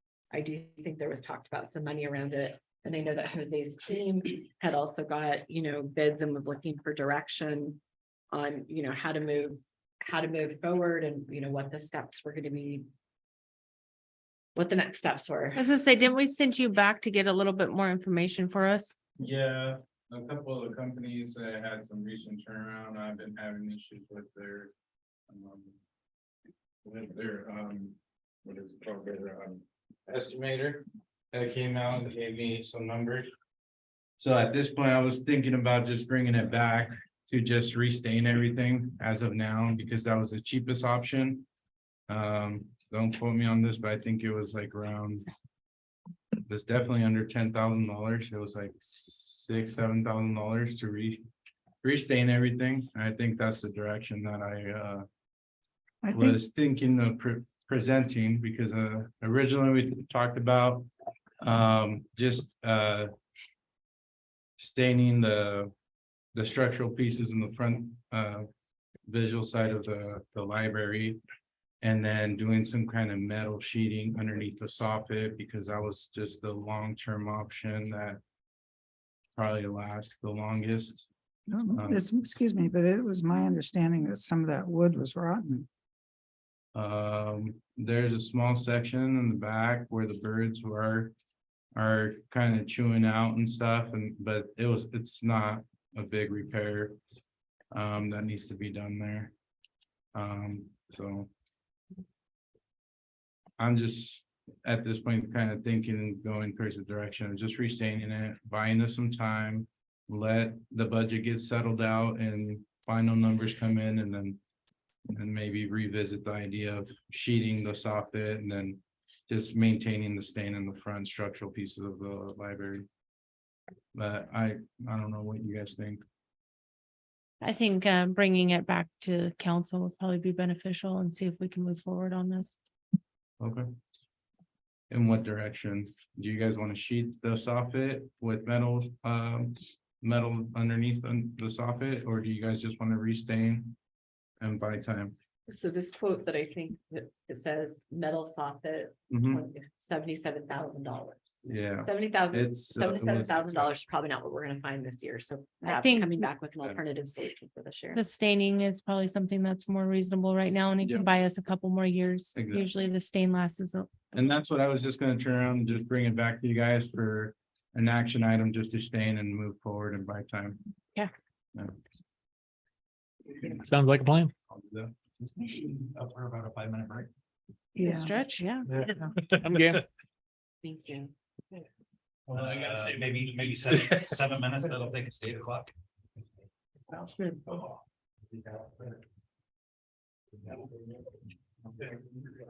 They just started.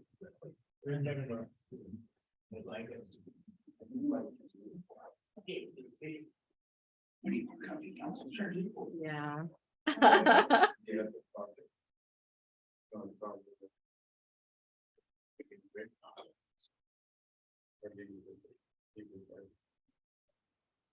Make small. Do they? I buy small carrot. Yeah, there's plates for it, yeah.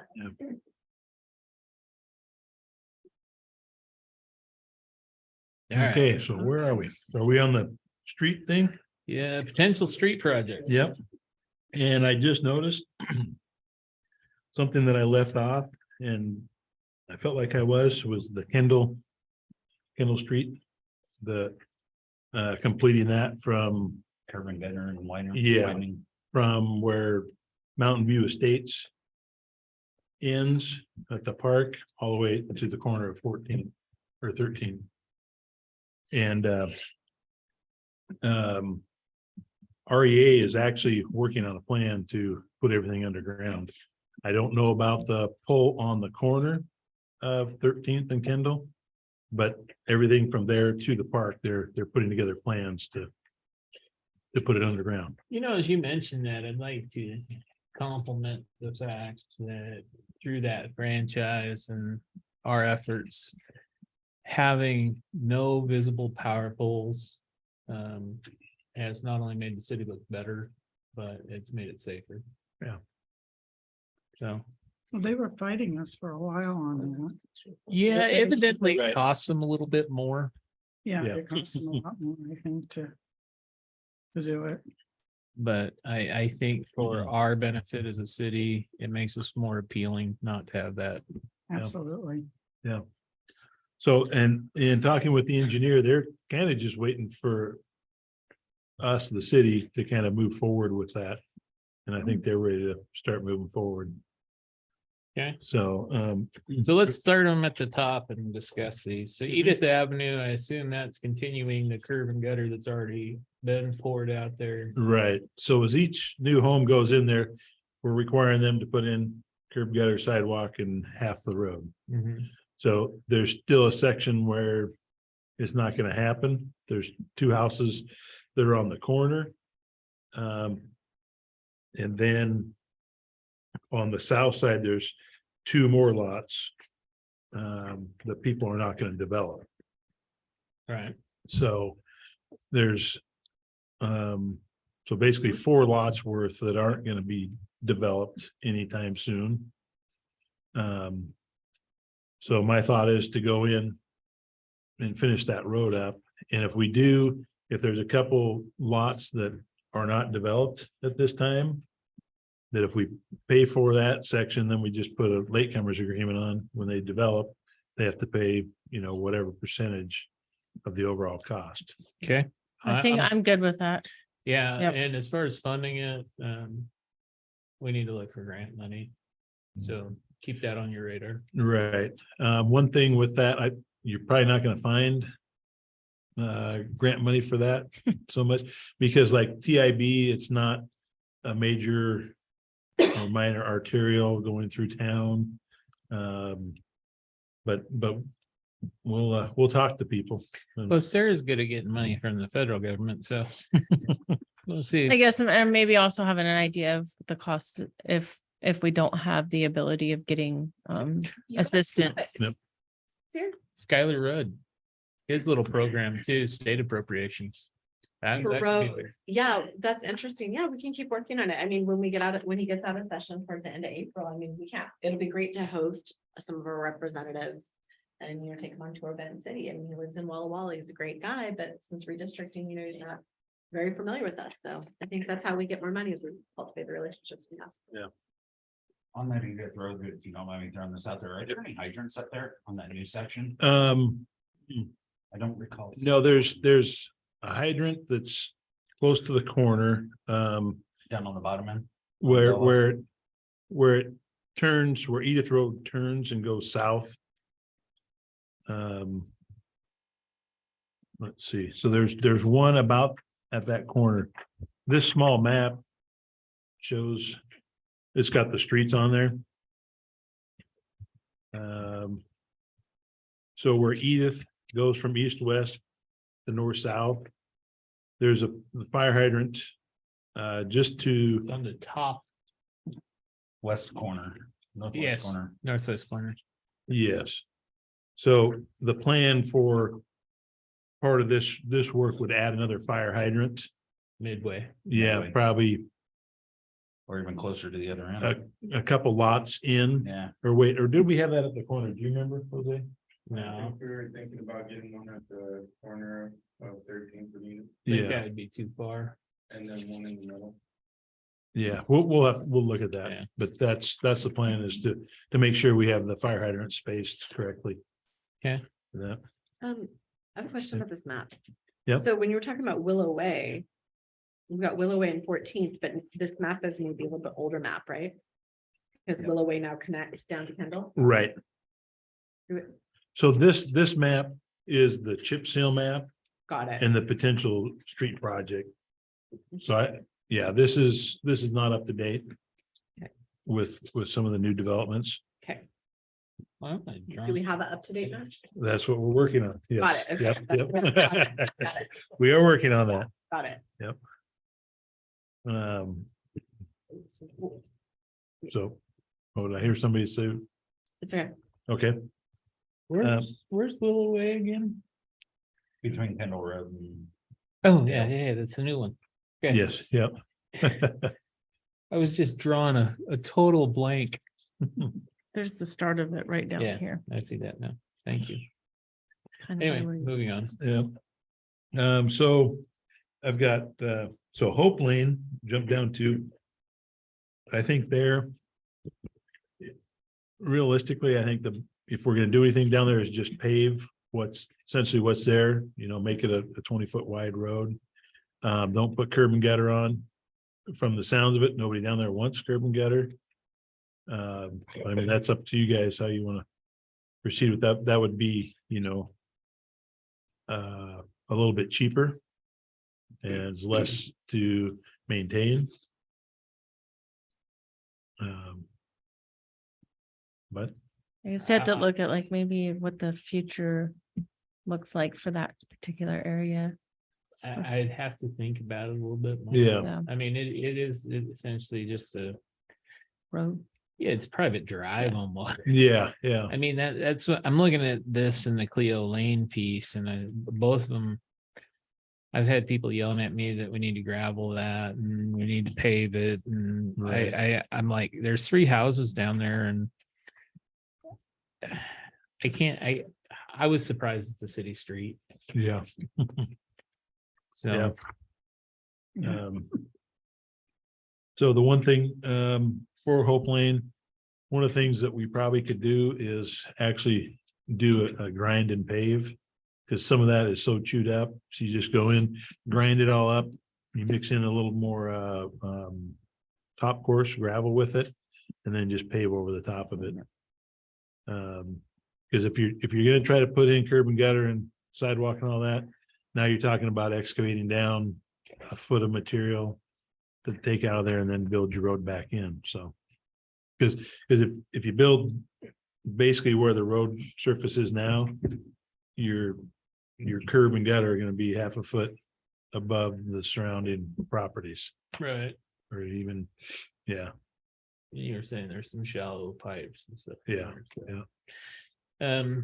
so, I don't know that it's a 2024 project, but. yeah, so, okay, yeah. And one of the things that I was looking at is that this could be a possible loan type of situation, but I don't know. Because to get some of these funded, you wouldn't be able to get conventional funding like we were talking about. Yeah, So then Cleo Lane, Carroll and Cora Lane. Like I was talking about, this could be just a double shot oil and rock. You put down gravel, put down oil, then put rock, and then oil and then rock. And you build somewhat of an asphalt road, and then over the years, if you go back in and chip seal it, it's just going to build that up more and more over the time. It would, provide more of a driving surface than just gravel or dirt road. And I don't know, do you guys have to maintain those much? Yeah, we occasionally do gravels. Yeah. So, Is there any possibility that Cora will ever punch out onto Dinah? See what I'm saying? Right. no, probably not. I don't think so. I was gonna say, it's so close. It is. It Yeah. looks really close to. And actually where this is probably drawn is probably not real accurate as I'm looking at it. I'm looking on Bing Maps. Yeah, It's. Yeah, Yeah. it is fairly close to the proposed roadways. Here's the major problem is making a connection to Carroll. And no matter how you do it.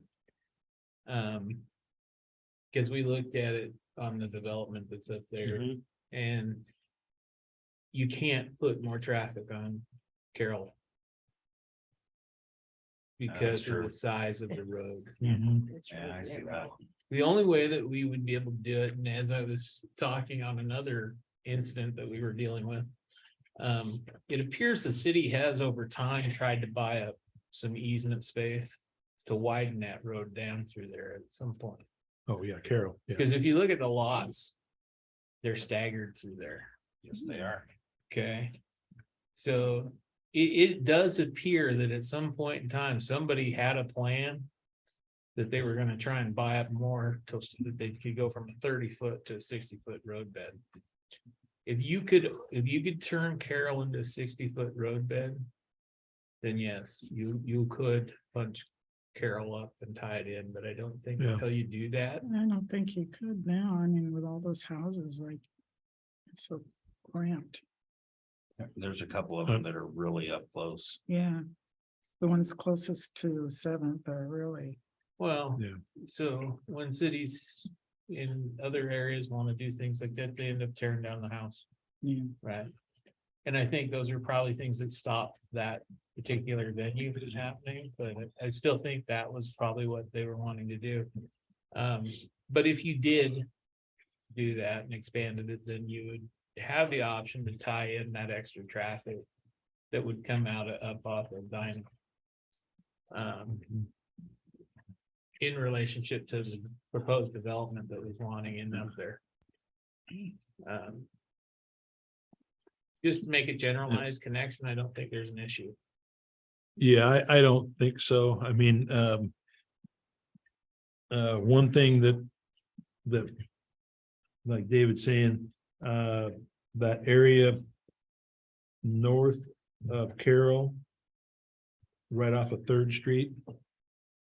In that area, I forget the people that used to own all that property there. On the north side? Yeah, they owned that small home and the whole property. Somebody has, inquired several times about developing that, and or their access to that property, we're required to go up through the Dale Dinah Road and out on Seventh. And they would have an emergency access. They're close to Third.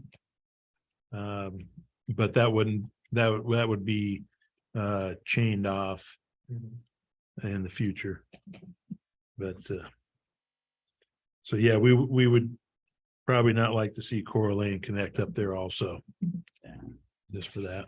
So, I mean, all these potential projects are great. They're all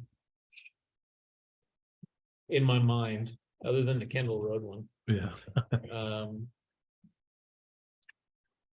Almost, They're dead end, minimal travel, local traffic yeah. type. Right. And I don't know that it's so much a huge priority. I mean, I think in my mind, the discussion that came back from your traffic count about an additional roundabout at 7, Right. that would be a higher priority in my mind. And actually, we don't have that listed here. You don't, Nope. So, but that would be a higher priority in my mind, not only for traffic safety, but the, slowing down traffic. okay, and then I think for Cleo, Carol, and Cora, I think if we can tack that on to the chip seal project, I think you're gonna get a pretty good bang for your buck on that. See what they'll do for us. Yeah, I mean, that's all we can do. Yeah. Yeah. And then we see what we can find. okay. And then for the roundabout you just talked about, I'll put that in the next 6-year time frame And that's where, at at Seventh and Babs. Seventh and Babs. That's Would that traffic affect study. with the DOT, with that being not right there? We'd have to work with DOT Yeah. on that. Yeah. But, and here's the deal, when we think about funding and that and a priority, right? I mean, they're doing that in West Richland. Mhm. To entrepreneurs and active discussions because they're adding so many new ones. Right. And I think that there is potentially funding available. For that, yes. To be Yeah. thinking about that. So Yeah. when we say next 6 years, at the point when we have free time, not yet. I Yeah. get that it's not 2023. Right. However, perhaps it's something there's an opportunity to accelerate. Right. And we, it would behoove us, to, jump on that, Mhm. sooner than later to help the traffic. Okay. Well, a project of that magnitude is gonna probably be a 6 or 4-year plan out. By the time you deal with acquisition, because we will have to acquire a few corners of some property. And then there's a whole utilities piece. Then there's the engineering piece.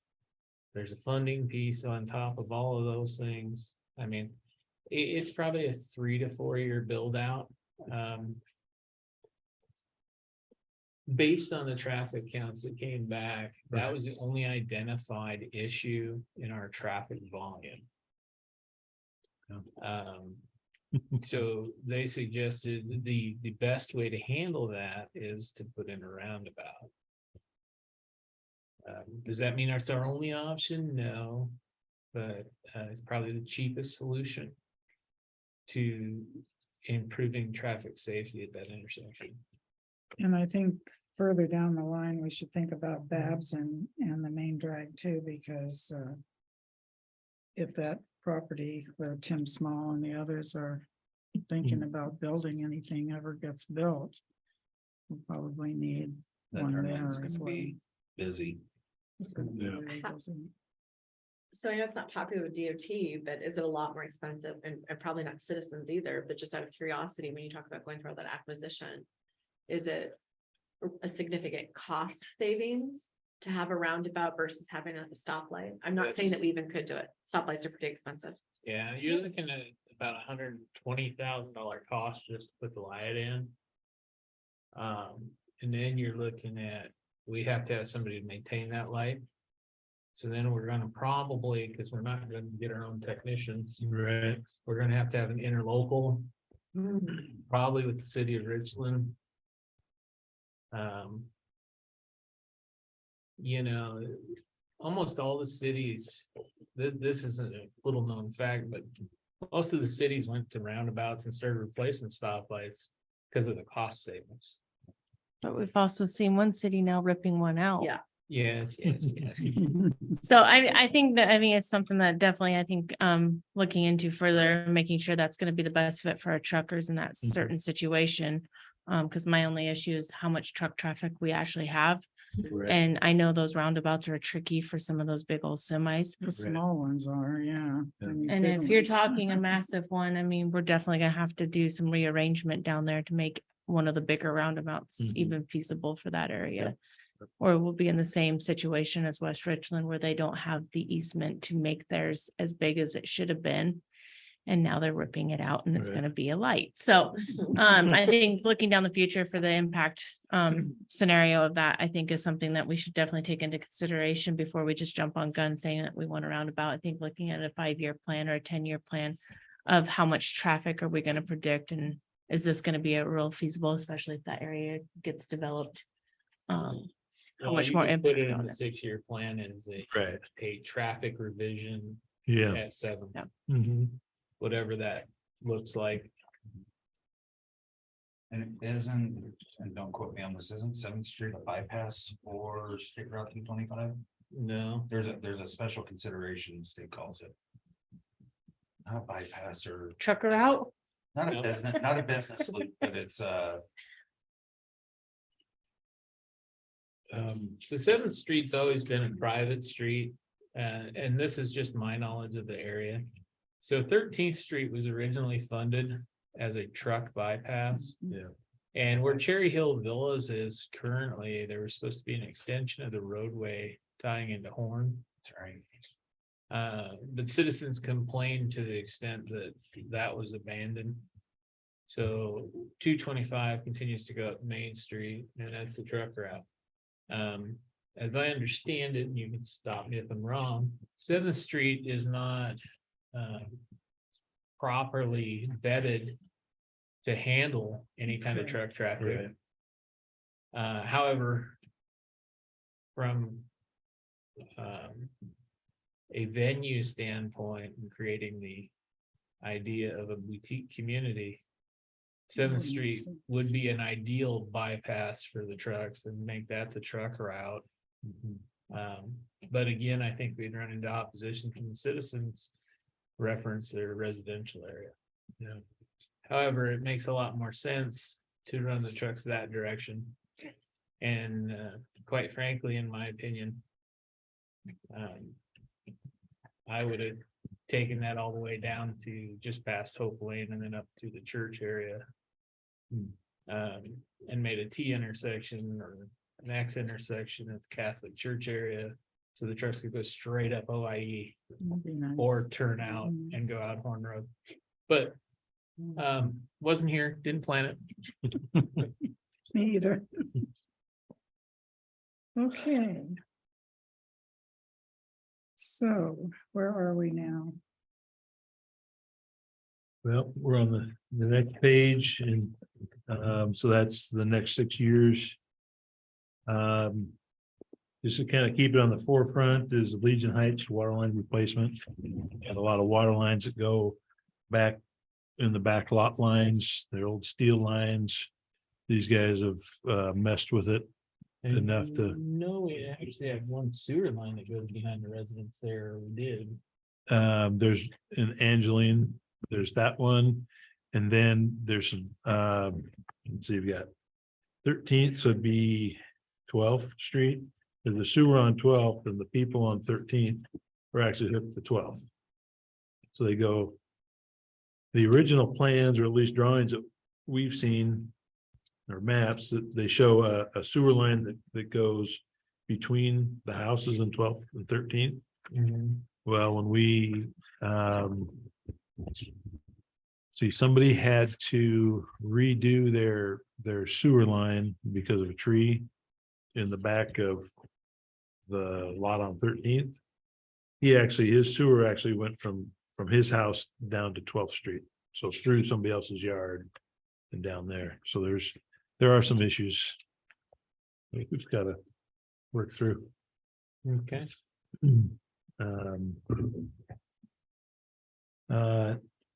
Della and Dale Loop. So that is looping, I guess for lack of a better map. That's looping where this shows Dale Avenue ending. The water line would go north and connect up to Della. The one we've had some discussion on. Yes. Okay. Yep. And I think there's going to be an opportunity to help lower that cost. Okay. And I'll probably leave it at that.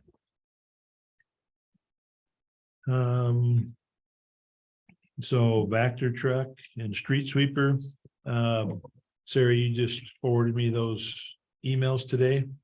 We just sent him, yeah, so we sent an email confirming, we asked Representative Rude's office what the status was, just to confirm, and I wasn't.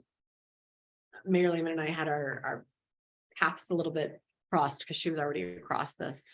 So while we won't know for sure what's made it into the budget probably until April, or when it's finally passed in late Right. April, Representative Rude definitely said that only the asbestos had been brought forward, and that neither of the trucks will Right, 'cause- qualify. Right, because they said What they're- the state budget, Won't let whatever, vehicles yeah, in doesn't for the purchase city. vehicles. Yeah, There was vehicles for other things, but right. not for a city. apparently. Yeah. So those two will not be funded through the state budget, so. Those are two items that somewhere down the road, we need to try to find funding for. And number 33 is an overall storm drainage plan with the continued development, especially in the north end of town. There's one area of concern for me is I wish I had a map for you guys. Just speak. It is north of Jane Avenue on this map, where it goes up to 9th, just behind Jonah. In that area, that is the low area for this whole area. Everything from the north flows that direction. Everything from the west flows to the east, and from the south flows to the north to that area. And so with continued development, you can have more and more runoff. And I think we need to take a look at what the overall effect would be if we have, Well, plugged up or failing storm drainage it's all gonna come down to We that one we area. just need to be sure that when the sidewalks get put in on 11th, that we have a good system in place. That can handle a large amount of capacity, Right, and we'll probably have to put a pond down by the city well somewhere past it. right. The further away we can stay from the wells, Right. the better. So So, we own that property down. On to that the, property, yeah. all And the way there's- to the there's some canal undeveloped bank, property down there too, yeah. So, and it's lower than the wellhead, so. yeah. So, anyway, so I think at some point, that needs to be looked at. I don't think it's not critical today, but we're getting closer to developing all that. Water plant update, I think it was approved in 2019. So it's every 6 years. So what's that put us in a couple of years? So, 25. yeah. And working with those, it's gonna take about a year to get it written and get it submitted and get our comments back from Department of Health. So it'll be a couple of years, but just want to kind of let you guys know that's coming. With that, I got UGA on here again. We've already talked about that one. Riverfront Park Development. I think that's ongoing, and we'd, be applying to RCO and any other funding opportunities we might find. The non-motorized boat launch, I put that on the 6-year plan. I don't know what you guys think. I know we're kind of tied up with the Riverfront Park and these other parks. So I think the reason we want it is so that kids could do the kayaking. Because they Right. don't have a long enough run for them. to Right. do it. right. I think focusing on some of these other parks to try to get those accomplished, I think is good too, to try to. Because did we gave back the kayaks? Mhm. Okay. And paddle boards, I think so. I still don't think even taking it down to the new park is gonna be long enough run. If they go in at the boat launch, we'd have to have something upstream for them to put in. Mhm. And so perhaps as you work on the design, going back to the earlier discussion and not to bemoan it, that would be great to have a Right. potential phase for consideration at a future stage. Oh, and the 14th Street Park. Yeah. Correct. Do we have another name for that, or is that what we're sticking with? It's called River Trail Park, I believe, in the contract. Here's another point that I would bring up actually about those parks, just sorry, I'm not sorry though. Is as we get closer to those terms, I think we're about halfway through those leases. And as we're working on planning anything, we've found at a county level with the Corps of Engineers, it can be useful for both the planning perspective and funding to work to renegotiate and extend those leases that the city has. So you can be considered and, for other funding buckets because you have a longer term loan. Oh, Excuse me, not loan, Lease. opportunity and lease of the property. Because right now we're about halfway through, so that would be something to, at the right time, as we're going through these pieces, Gotcha. If we're 5 years out or 10 years out, will the city entertain extending these leases so that, we can actually work then on making and executing these plans if we're willing Right. to make a financial investment or figure out how to do it. Okay.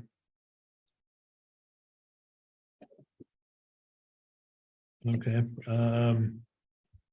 the non-motorized boat launch talked about, and the bike path extension to the north.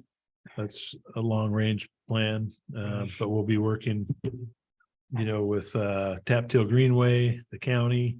I think there's a lot of traction, a lot of interest in it, but and the amount that, well, actually, we're built out to the city limits right now at Hope Lane, that because the city limits crosses to the west side of the irrigation district, and everything to the east is outside the city limits. But As part of looking at our UGA and figuring out where that development's gonna be. Yeah, I don't suspect that area along that river is gonna develop any more density. So I'm not Right. sure that that's the location that we should even look at, but right. And I should note on that bike path, the county is all for it. And what we had talked about is maybe partnering, extending it from there up to, the Corral Creek Road area. And partnering on that, and they would look to the city to maintain it. Since we have the trail system out here already, we'd maintain that part. But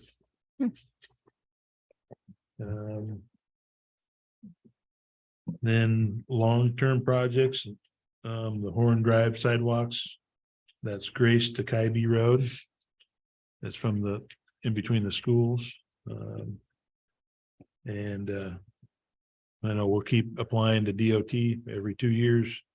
We can't get anything from TIB because it's along a state highway. So we'll just keep doing that. The new community center. I know that's been talked about at some point up by the library. That's a long term. Main Street, City Hall. And here's where I had a thought on this is with that existing building and possibly partnering with Port of Benton. I don't know, somebody brought that up. And I think we probably could use 09 money to remodel that. And then possibly turn it into like an incubator building. So that's what Port of Benton has done in several locations. So you'd have some small office spaces that you could rent out to somebody who's trying to start up a business. So they don't have to try to find a real expensive place, to try to lease out. And my thought was that we could get Port of Benton to actually run that program for the city. Just a thought to throw out there. But Well, my concern is finding a place to put our new employees right now. right. So after that, after you build your new city hall, maybe that might be Yeah. an option. We certainly can lease the bottom part of it to the sheriff. And part of it would still have areas that could be leased out. Yeah. And to me, because, if that's one source of money that you could tap into. Exactly. But the 09 money, you'd have to show that you're trying to, create jobs. And if you had Port of Benton on board that was running the program for you guys, then you're not taxing your staff to do that. When I meet with them, I'll bring that up and see what Okay. interest they have, because that's one of the things we want to talk about is what buildings have you got? What land have you got? Right. What ideas do you have? Yeah. And yeah. that could be an idea for the community center as well, to some extent.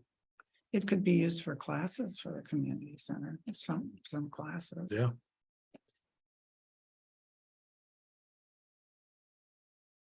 no, Oh, okay. All right. Next I was week. gonna talk about something else that I can talk about later. Okay. New City Hall. I just threw that on there because I know there's been talk about it being up by the library too before. And city sewer facility plan. Once the flows at the treatment plant reach 85%, you're gonna have to do a report and look at the next 20 years of growth. So my understanding is when we built that facility, we planned ahead. And there should be some plan on file for expansion of that. Yeah, so it's Thank you. it's a biolac system that has one aeration basin. So it's supposed to have two. The ultimate design has two aeration basins. So right now, it has one aeration basin, and then it goes out to the lagoon, and the lagoon goes through the process of discharging through the UV lights to the river. And so once the flow gets up to, I want to say it's 450,000 gallons per day. Something like that. That's when the next unit needs to go in. Okay. Do we But- need to be planning for that unit? Well, once you get to 85% flow, then you do a new sewer plan or sewer report. And then based off of that, you're gonna say, yeah, we need to upgrade the system. And then you start going for funding at that point. So based on my knowledge of what our city engineer told me about 2 years ago. We weren't at, or just about at 50% capacity. Yeah, I don't think we've increased that drastically, that we're no, climbing to 85 just yet. I believe we're at 60 to 65%. Yeah. So we got a few years yet. It depends on the development across the way. There's Yeah. 1,000 new units Yeah. supposedly. All things are factors. But it's not like you have to build it the day it hits 85% either. So thank God for that. So given the proximity to this new park we want to build, does that pose like any environment, like any other consideration that need to be thoughtful? Because Wind direction, but no. okay, we don't run into any other problems or challenges there, though. We got No. we're trying to like think about. No, I No, think we're in good shape because all the discharge goes downstream from that location. yeah, And your wind flow is typically southwesterly, so it takes care of that problem. The thing that I encourage everybody on council or that may be returning to council in the long term is that the only way we're going to fund an expansion of that size is as we did the last time, which is by bond. So we will have to have the capacity to bond that type of facility.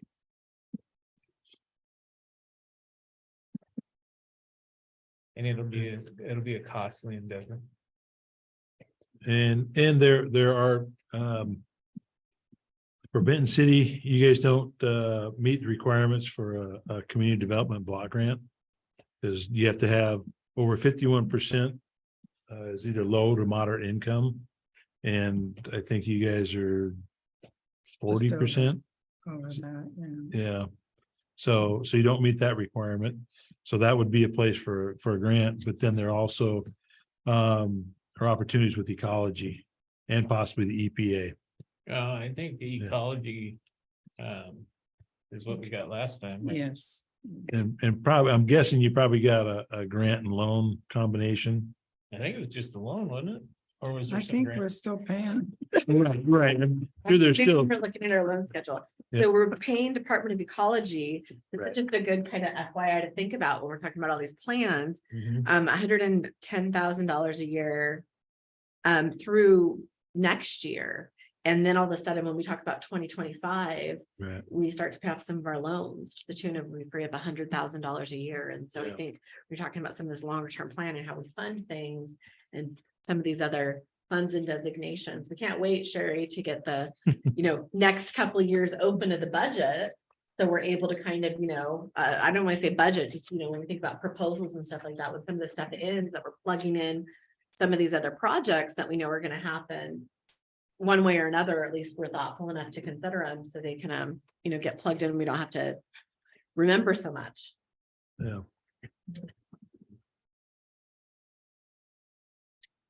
Okay, then the last three on here, 44, 45, 46 are, kind of long-term planning for parks.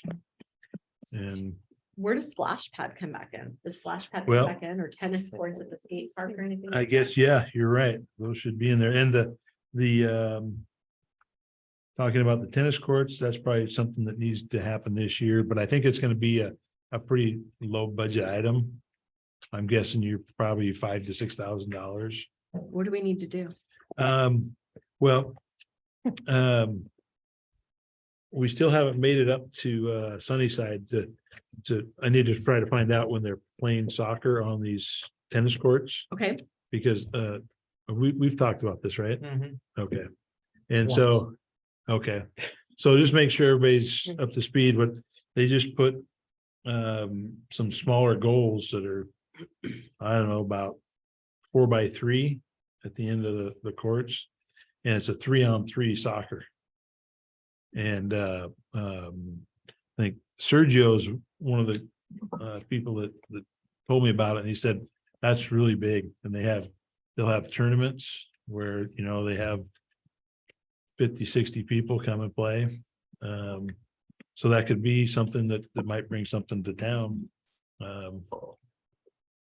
But it's something that we have to get done to open that park back up, because RCO came up and saw the lock on the gate and said, nope, you guys got to make the park usable, the entire park. So try to explain the situation, but they said, well, you gotta fix that, make it usable. And so I think that's probably the cheapest way to fix it. Do we have to fix this, like the fence and everything around it? Cause I know that car was doing cookies in there. And took out Right. Some sections of it. Has that been fixed totally, the tennis courts? Is there still some poles that might need to be replaced? Okay, okay. so Now, are we still under the option we can do something else with it if we want to? Yeah, we can, Okay. yeah. But So Alan, are you the one who has to make the trip to Sunnyside to go see that, or is that something, I mean, can the Yeah, maintenance anybody- team just go figure out what the name of the park is and contact the city of Sunnyside and figure out how to get some quotes? yeah, I'm sure we could, yeah, they I could, mean, if we can help Alan out and it's a small ticket item, I mean, Yeah. I'm not the administration, but that You- seems like a great thing to get done. Do you know the name of the park? I don't, I know, Do you know the location? I could see if I could get a hold of. yes, And I believe it's that county park in between Sunnyside and Grandview. So the I one on think- the right-hand side, Yeah, Yeah, you're going the towards freeway. Yakima, right past the graveyard. There's a by the graveyard. golf course. Yeah, Yeah, I'll probably be in Sunnyside this weekend. okay. I'm there a lot. So I believe that's one of the locations, Super cool. It's a great idea. yeah, How neat to have some more spaces for the community. right. It's kind of broke out of some of the indoor soccer that they play in Mhm. gyms and stuff. So, and then one other thing that we don't have on here is the railroad bridge. I Okay. can assume that was in your riverfront park, Right. but yes, that is another feature. And so with that, we're moving along. We're gonna start doing the inspection here soon. And then I know we need to gear up for doing the NEPA, which is an environmental review out there. But with that, I don't know, probably definitely wait until the bridge is purchased before we move. Sure, and we need to see that there's no damage to those piers. and all Yeah, that, yeah. but just out of curiosity, and I want you to share with me your insights on this. The fact that that bridge has been standing there for the last, I don't know, 100 years. Right? And all we want to do is turn it into a walking bridge. Why exactly is there an environmental review? Because we're gonna be doing work Mhm. over the water is one. As long as you sandblast, there's Yeah. not a big permit, but if we sandblast any of that rust off of there, then it'll cost us some money in terms of permitting from Yeah. ecology. Yeah, It's over water. Yeah. yep. Killing me. If I could do it some other way, I would, but yeah, and especially since there's federal dollars tied to this, they're gonna make sure that we're up on all that. I'm just curious. Yeah, no, it's great question. But, So I want to talk just another minute or two about the railway bridge, if that's okay. Go ahead. Okay, so Mayor Lehman mentioned that you got an agreement and it'll be coming to council for approval. And I think it would be really useful to just, get a high level summary that goes with that around the terms of acceptance and how long we have to use it and what it means and what the implications are. When you take out all the extra money that the city's got for ARPA awards in the last couple of years, and we, take out when we remove from our revenue streams, one-time type things, again, like ARPA, like an exchange, like some of these other projects Right. for sealing the roads and stuff like that. My quick math says between our general fund, streets, water, sewer, we bring in approximately $3.3 million a year. And a lot of that money goes out pretty quick. Over 40% of it goes just to pay salaries and benefit. And we have some other really big expenses in there, like that are super important, of course, to keep our city running. And so while I'm absolutely a big proponent and hope that we can just move that project forward, because we're talking about the need to do it on a reimbursement basis, it's going to require a level of project management that we haven't seen before or done. And when your revenue versus expenses leaves you with less than $1 million a year to play around with, and those were just major expenses, top 5. I think we're going to need some more information to be able to make an informed decision. Yeah, I think that we'll have to find out how long of a period of time we can stretch this out over for sure. I mean, if we have to pay all of it at once, we'll be in trouble. Absolutely. But if we have several years over which to work it, but I'll have to ask that question. I would assume that it's in the agreement that they provided. Yeah, it may be. So I just wanted to bring a couple of those points up because I know you'd mentioned you bringing that before council. I don't want anybody, I like to be want to be as transparent as I can about the questions that I'm going to have from a financial perspective. And so, if there's anything that I can do to be helpful, you'd love to provide support around that. But I think we'll have to really think through that hard. I was intending to send it out to everyone. I know everyone's been busy. I think this has been such a great use of time. yeah. Do we know how high up that bridge is? Yeah, it's probably 25 feet above the water. I don't know. Kids used to jump off the top of it. Well, that's what I was thinking about. I was like, when would bungee cord be an option? Bungee cord jumping be an option off of that? I don't know. Probably how high. not. It's high pretty short distance. I was saying, I don't know how deep the river is there now, right, either. Oh, it's deep. No, Is it deep but- enough? Yeah, in between the pilings, it's cut channels over the years. And they're probably 50. I'll let you go first. 60 feet deep. So I you're used going to second fish then. there, You're gonna swim there, springtime. so. So I guess like as we've gone through a lot of this stuff tonight, Alan, I guess I just want to make sure I'm on the same page as along with everybody else is I guess what are our next steps to make sure that some of these top priority projects are moving forward? And could we Okay. just have like a little rundown of maybe the top 3 that we're going to focus in right at this moment so we can be brought back to council and make sure we can get them. Yeah, so I guess go through the takeaways for me and Yep. we'll see, okay? So first takeaway on the ARPA funding is we're gonna wait a few months and see what happens with the county before we start juggling priorities at this point. Okay.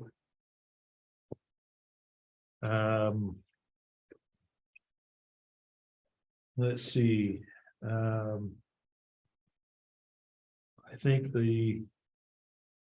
on the second page of our list, we got 15, 16, 17, 18.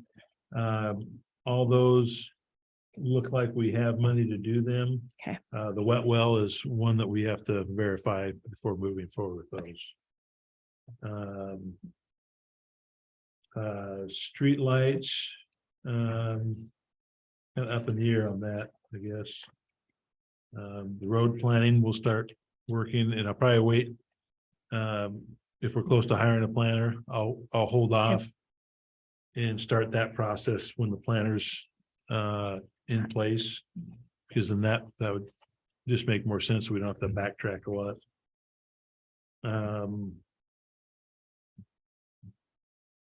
Let's see, other things that are coming up. So the Blacktop Estates Park. We're gonna look at costs of fencing. And come back to the council with I guess more detailed cost estimate. And then we're also gonna look at adding chain link fence at Mountain View Estates. You had a task order you were gonna, Yep, number 24 is Riverfront Park task order for design. We'll get that into you guys next week. Or in 2 weeks. I want it tomorrow, man. Yeah, 6:30, be on your doorstep. So we'll get that going. Need to follow up with Manny on the golf. And as a whole, we need to look at that park and kind of get kind of a plan of attack for moving forward. Okay. With the overall design.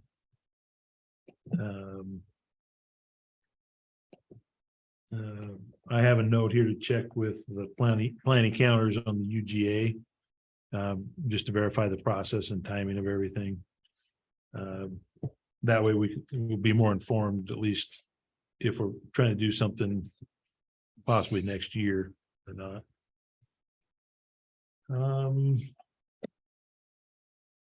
DNR land development, that's gonna be standard, the approval and I believe that's SCJ working on that.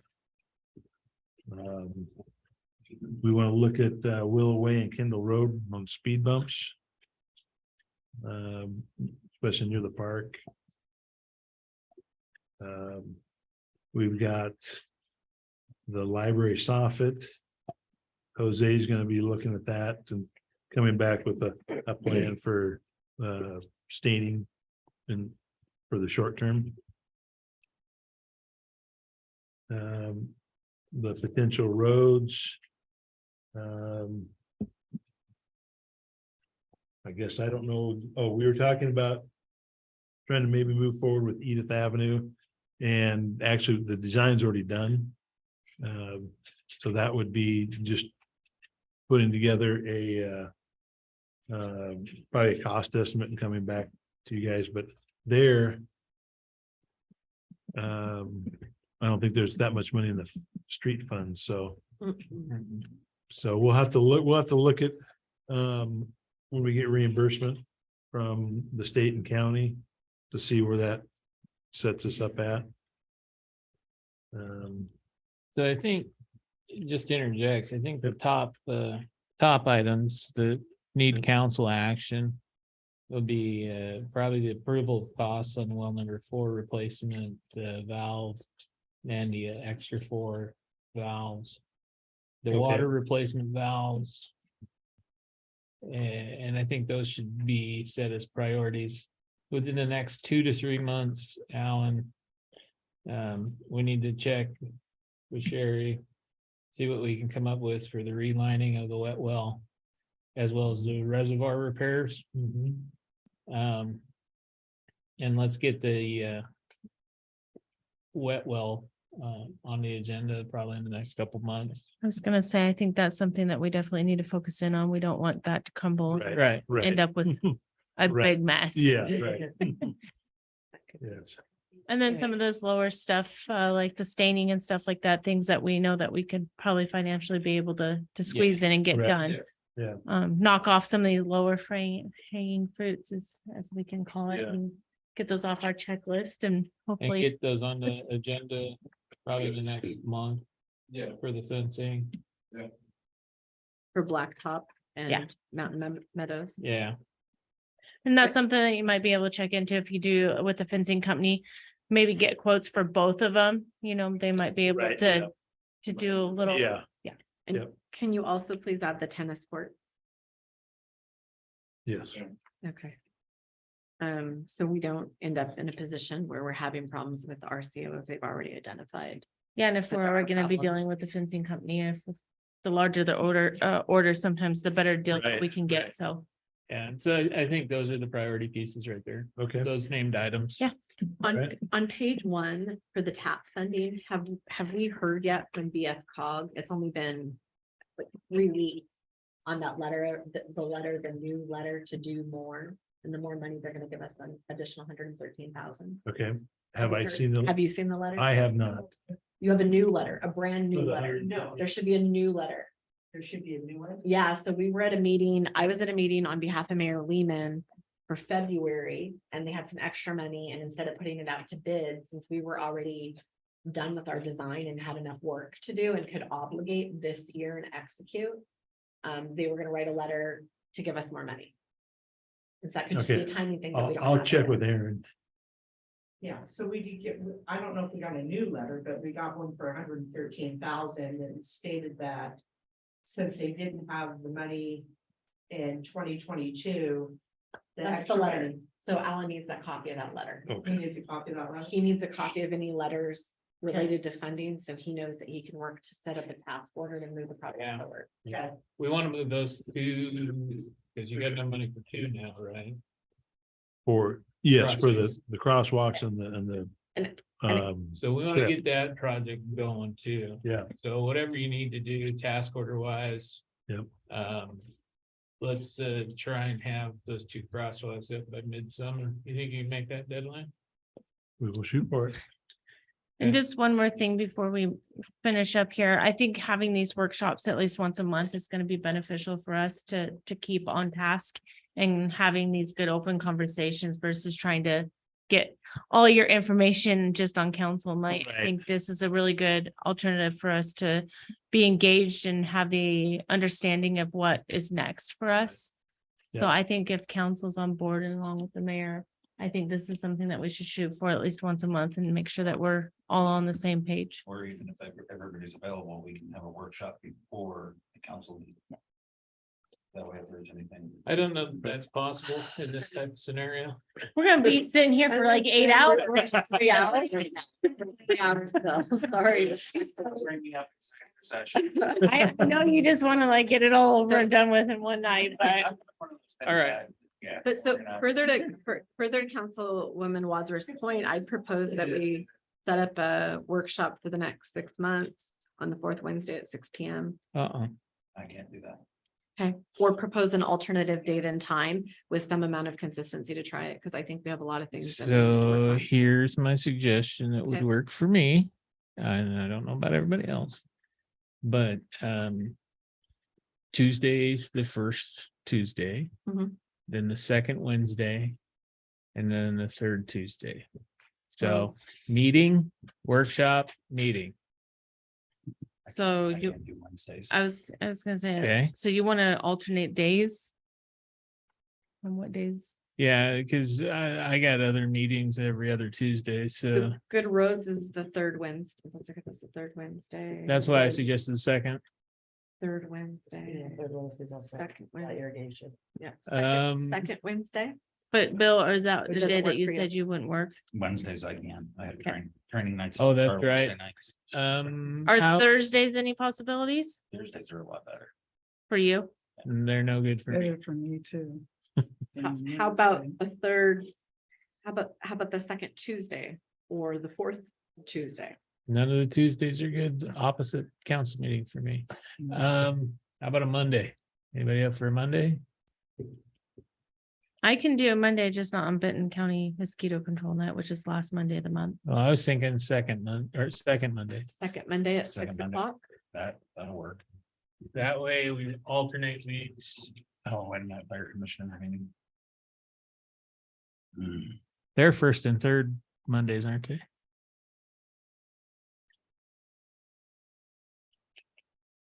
Yeah, they're first and third Mondays.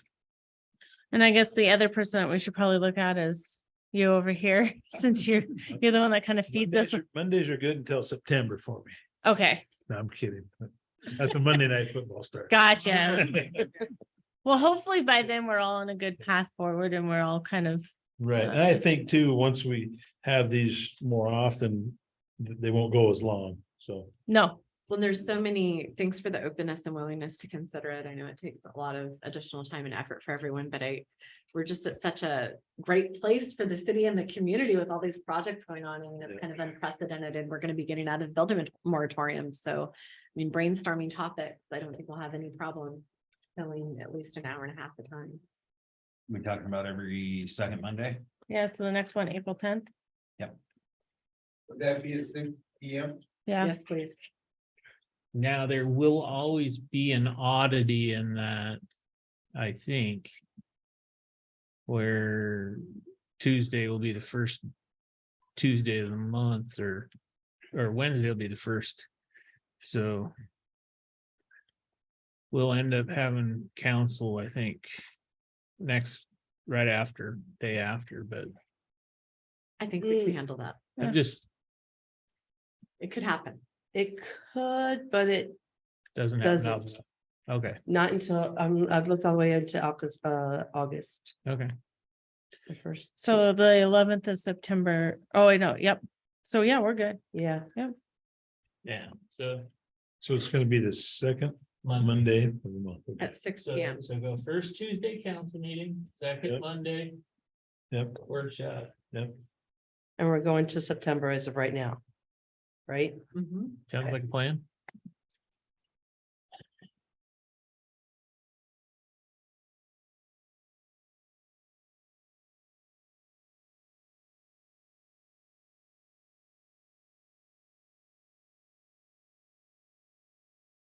For all of your wonderful number crunchings and. I'm Yes, excited. Sarah, I do value you as a financial guru.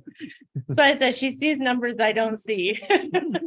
Well, and I've got to say thanks to the staff too, because Yeah. we sat in this circle many times going through all this, so. Yep.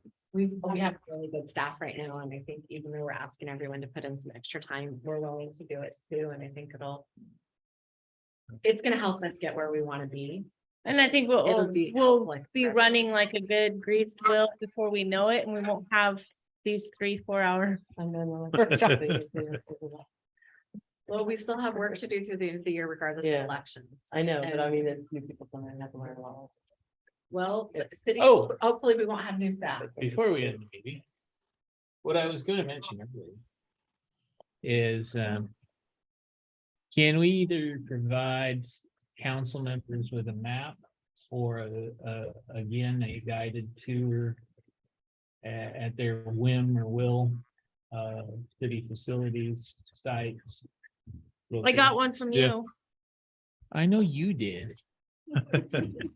Well, But I'm ready. I was So- gonna say, Yeah. he will show you around. He will get great We'll bring detail. pizza. So something that was occurring before we started here is they would actually do city tour, with all the council and I some did city it. staff and, I did it when I started. yeah. And so, I mean, that's something we could go back to doing at certain times. I'm just saying either a Yeah. map or a deal that highlights those facilities. Yeah. And properties. I think it's important for people to understand. not What we're on- making decisions on. Yeah, not only what they look like, what the area looks like, what the surrounding area Mhm. looks like.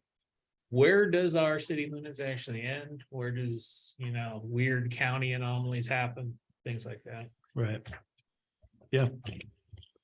But in lieu of that, if anybody does want to tour, strangest time and schedule, I'll take it. If we bring pizza. I don't need to. 3:30. David, if it makes you feel better, in August, I read the calendar wrong.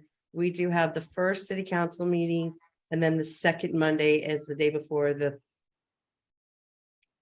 So we'll have Oh. workshop and then city council Yeah. the next night, That's okay. but it's just the one time. Well, and like It'll I be said, fresh in our brains when we walk in Tuesday night. Yep. I just wanted to make everybody aware that there will be 1 or 2 days like. Do we have to adjourn? I don't know, do you adjourn a workshop? I don't know. I make the motion to adjourn the Yeah, workshop. second, done. All in favor? Aye. Done. Done diddy diddy. Go home. Yeah. Ready. Oh.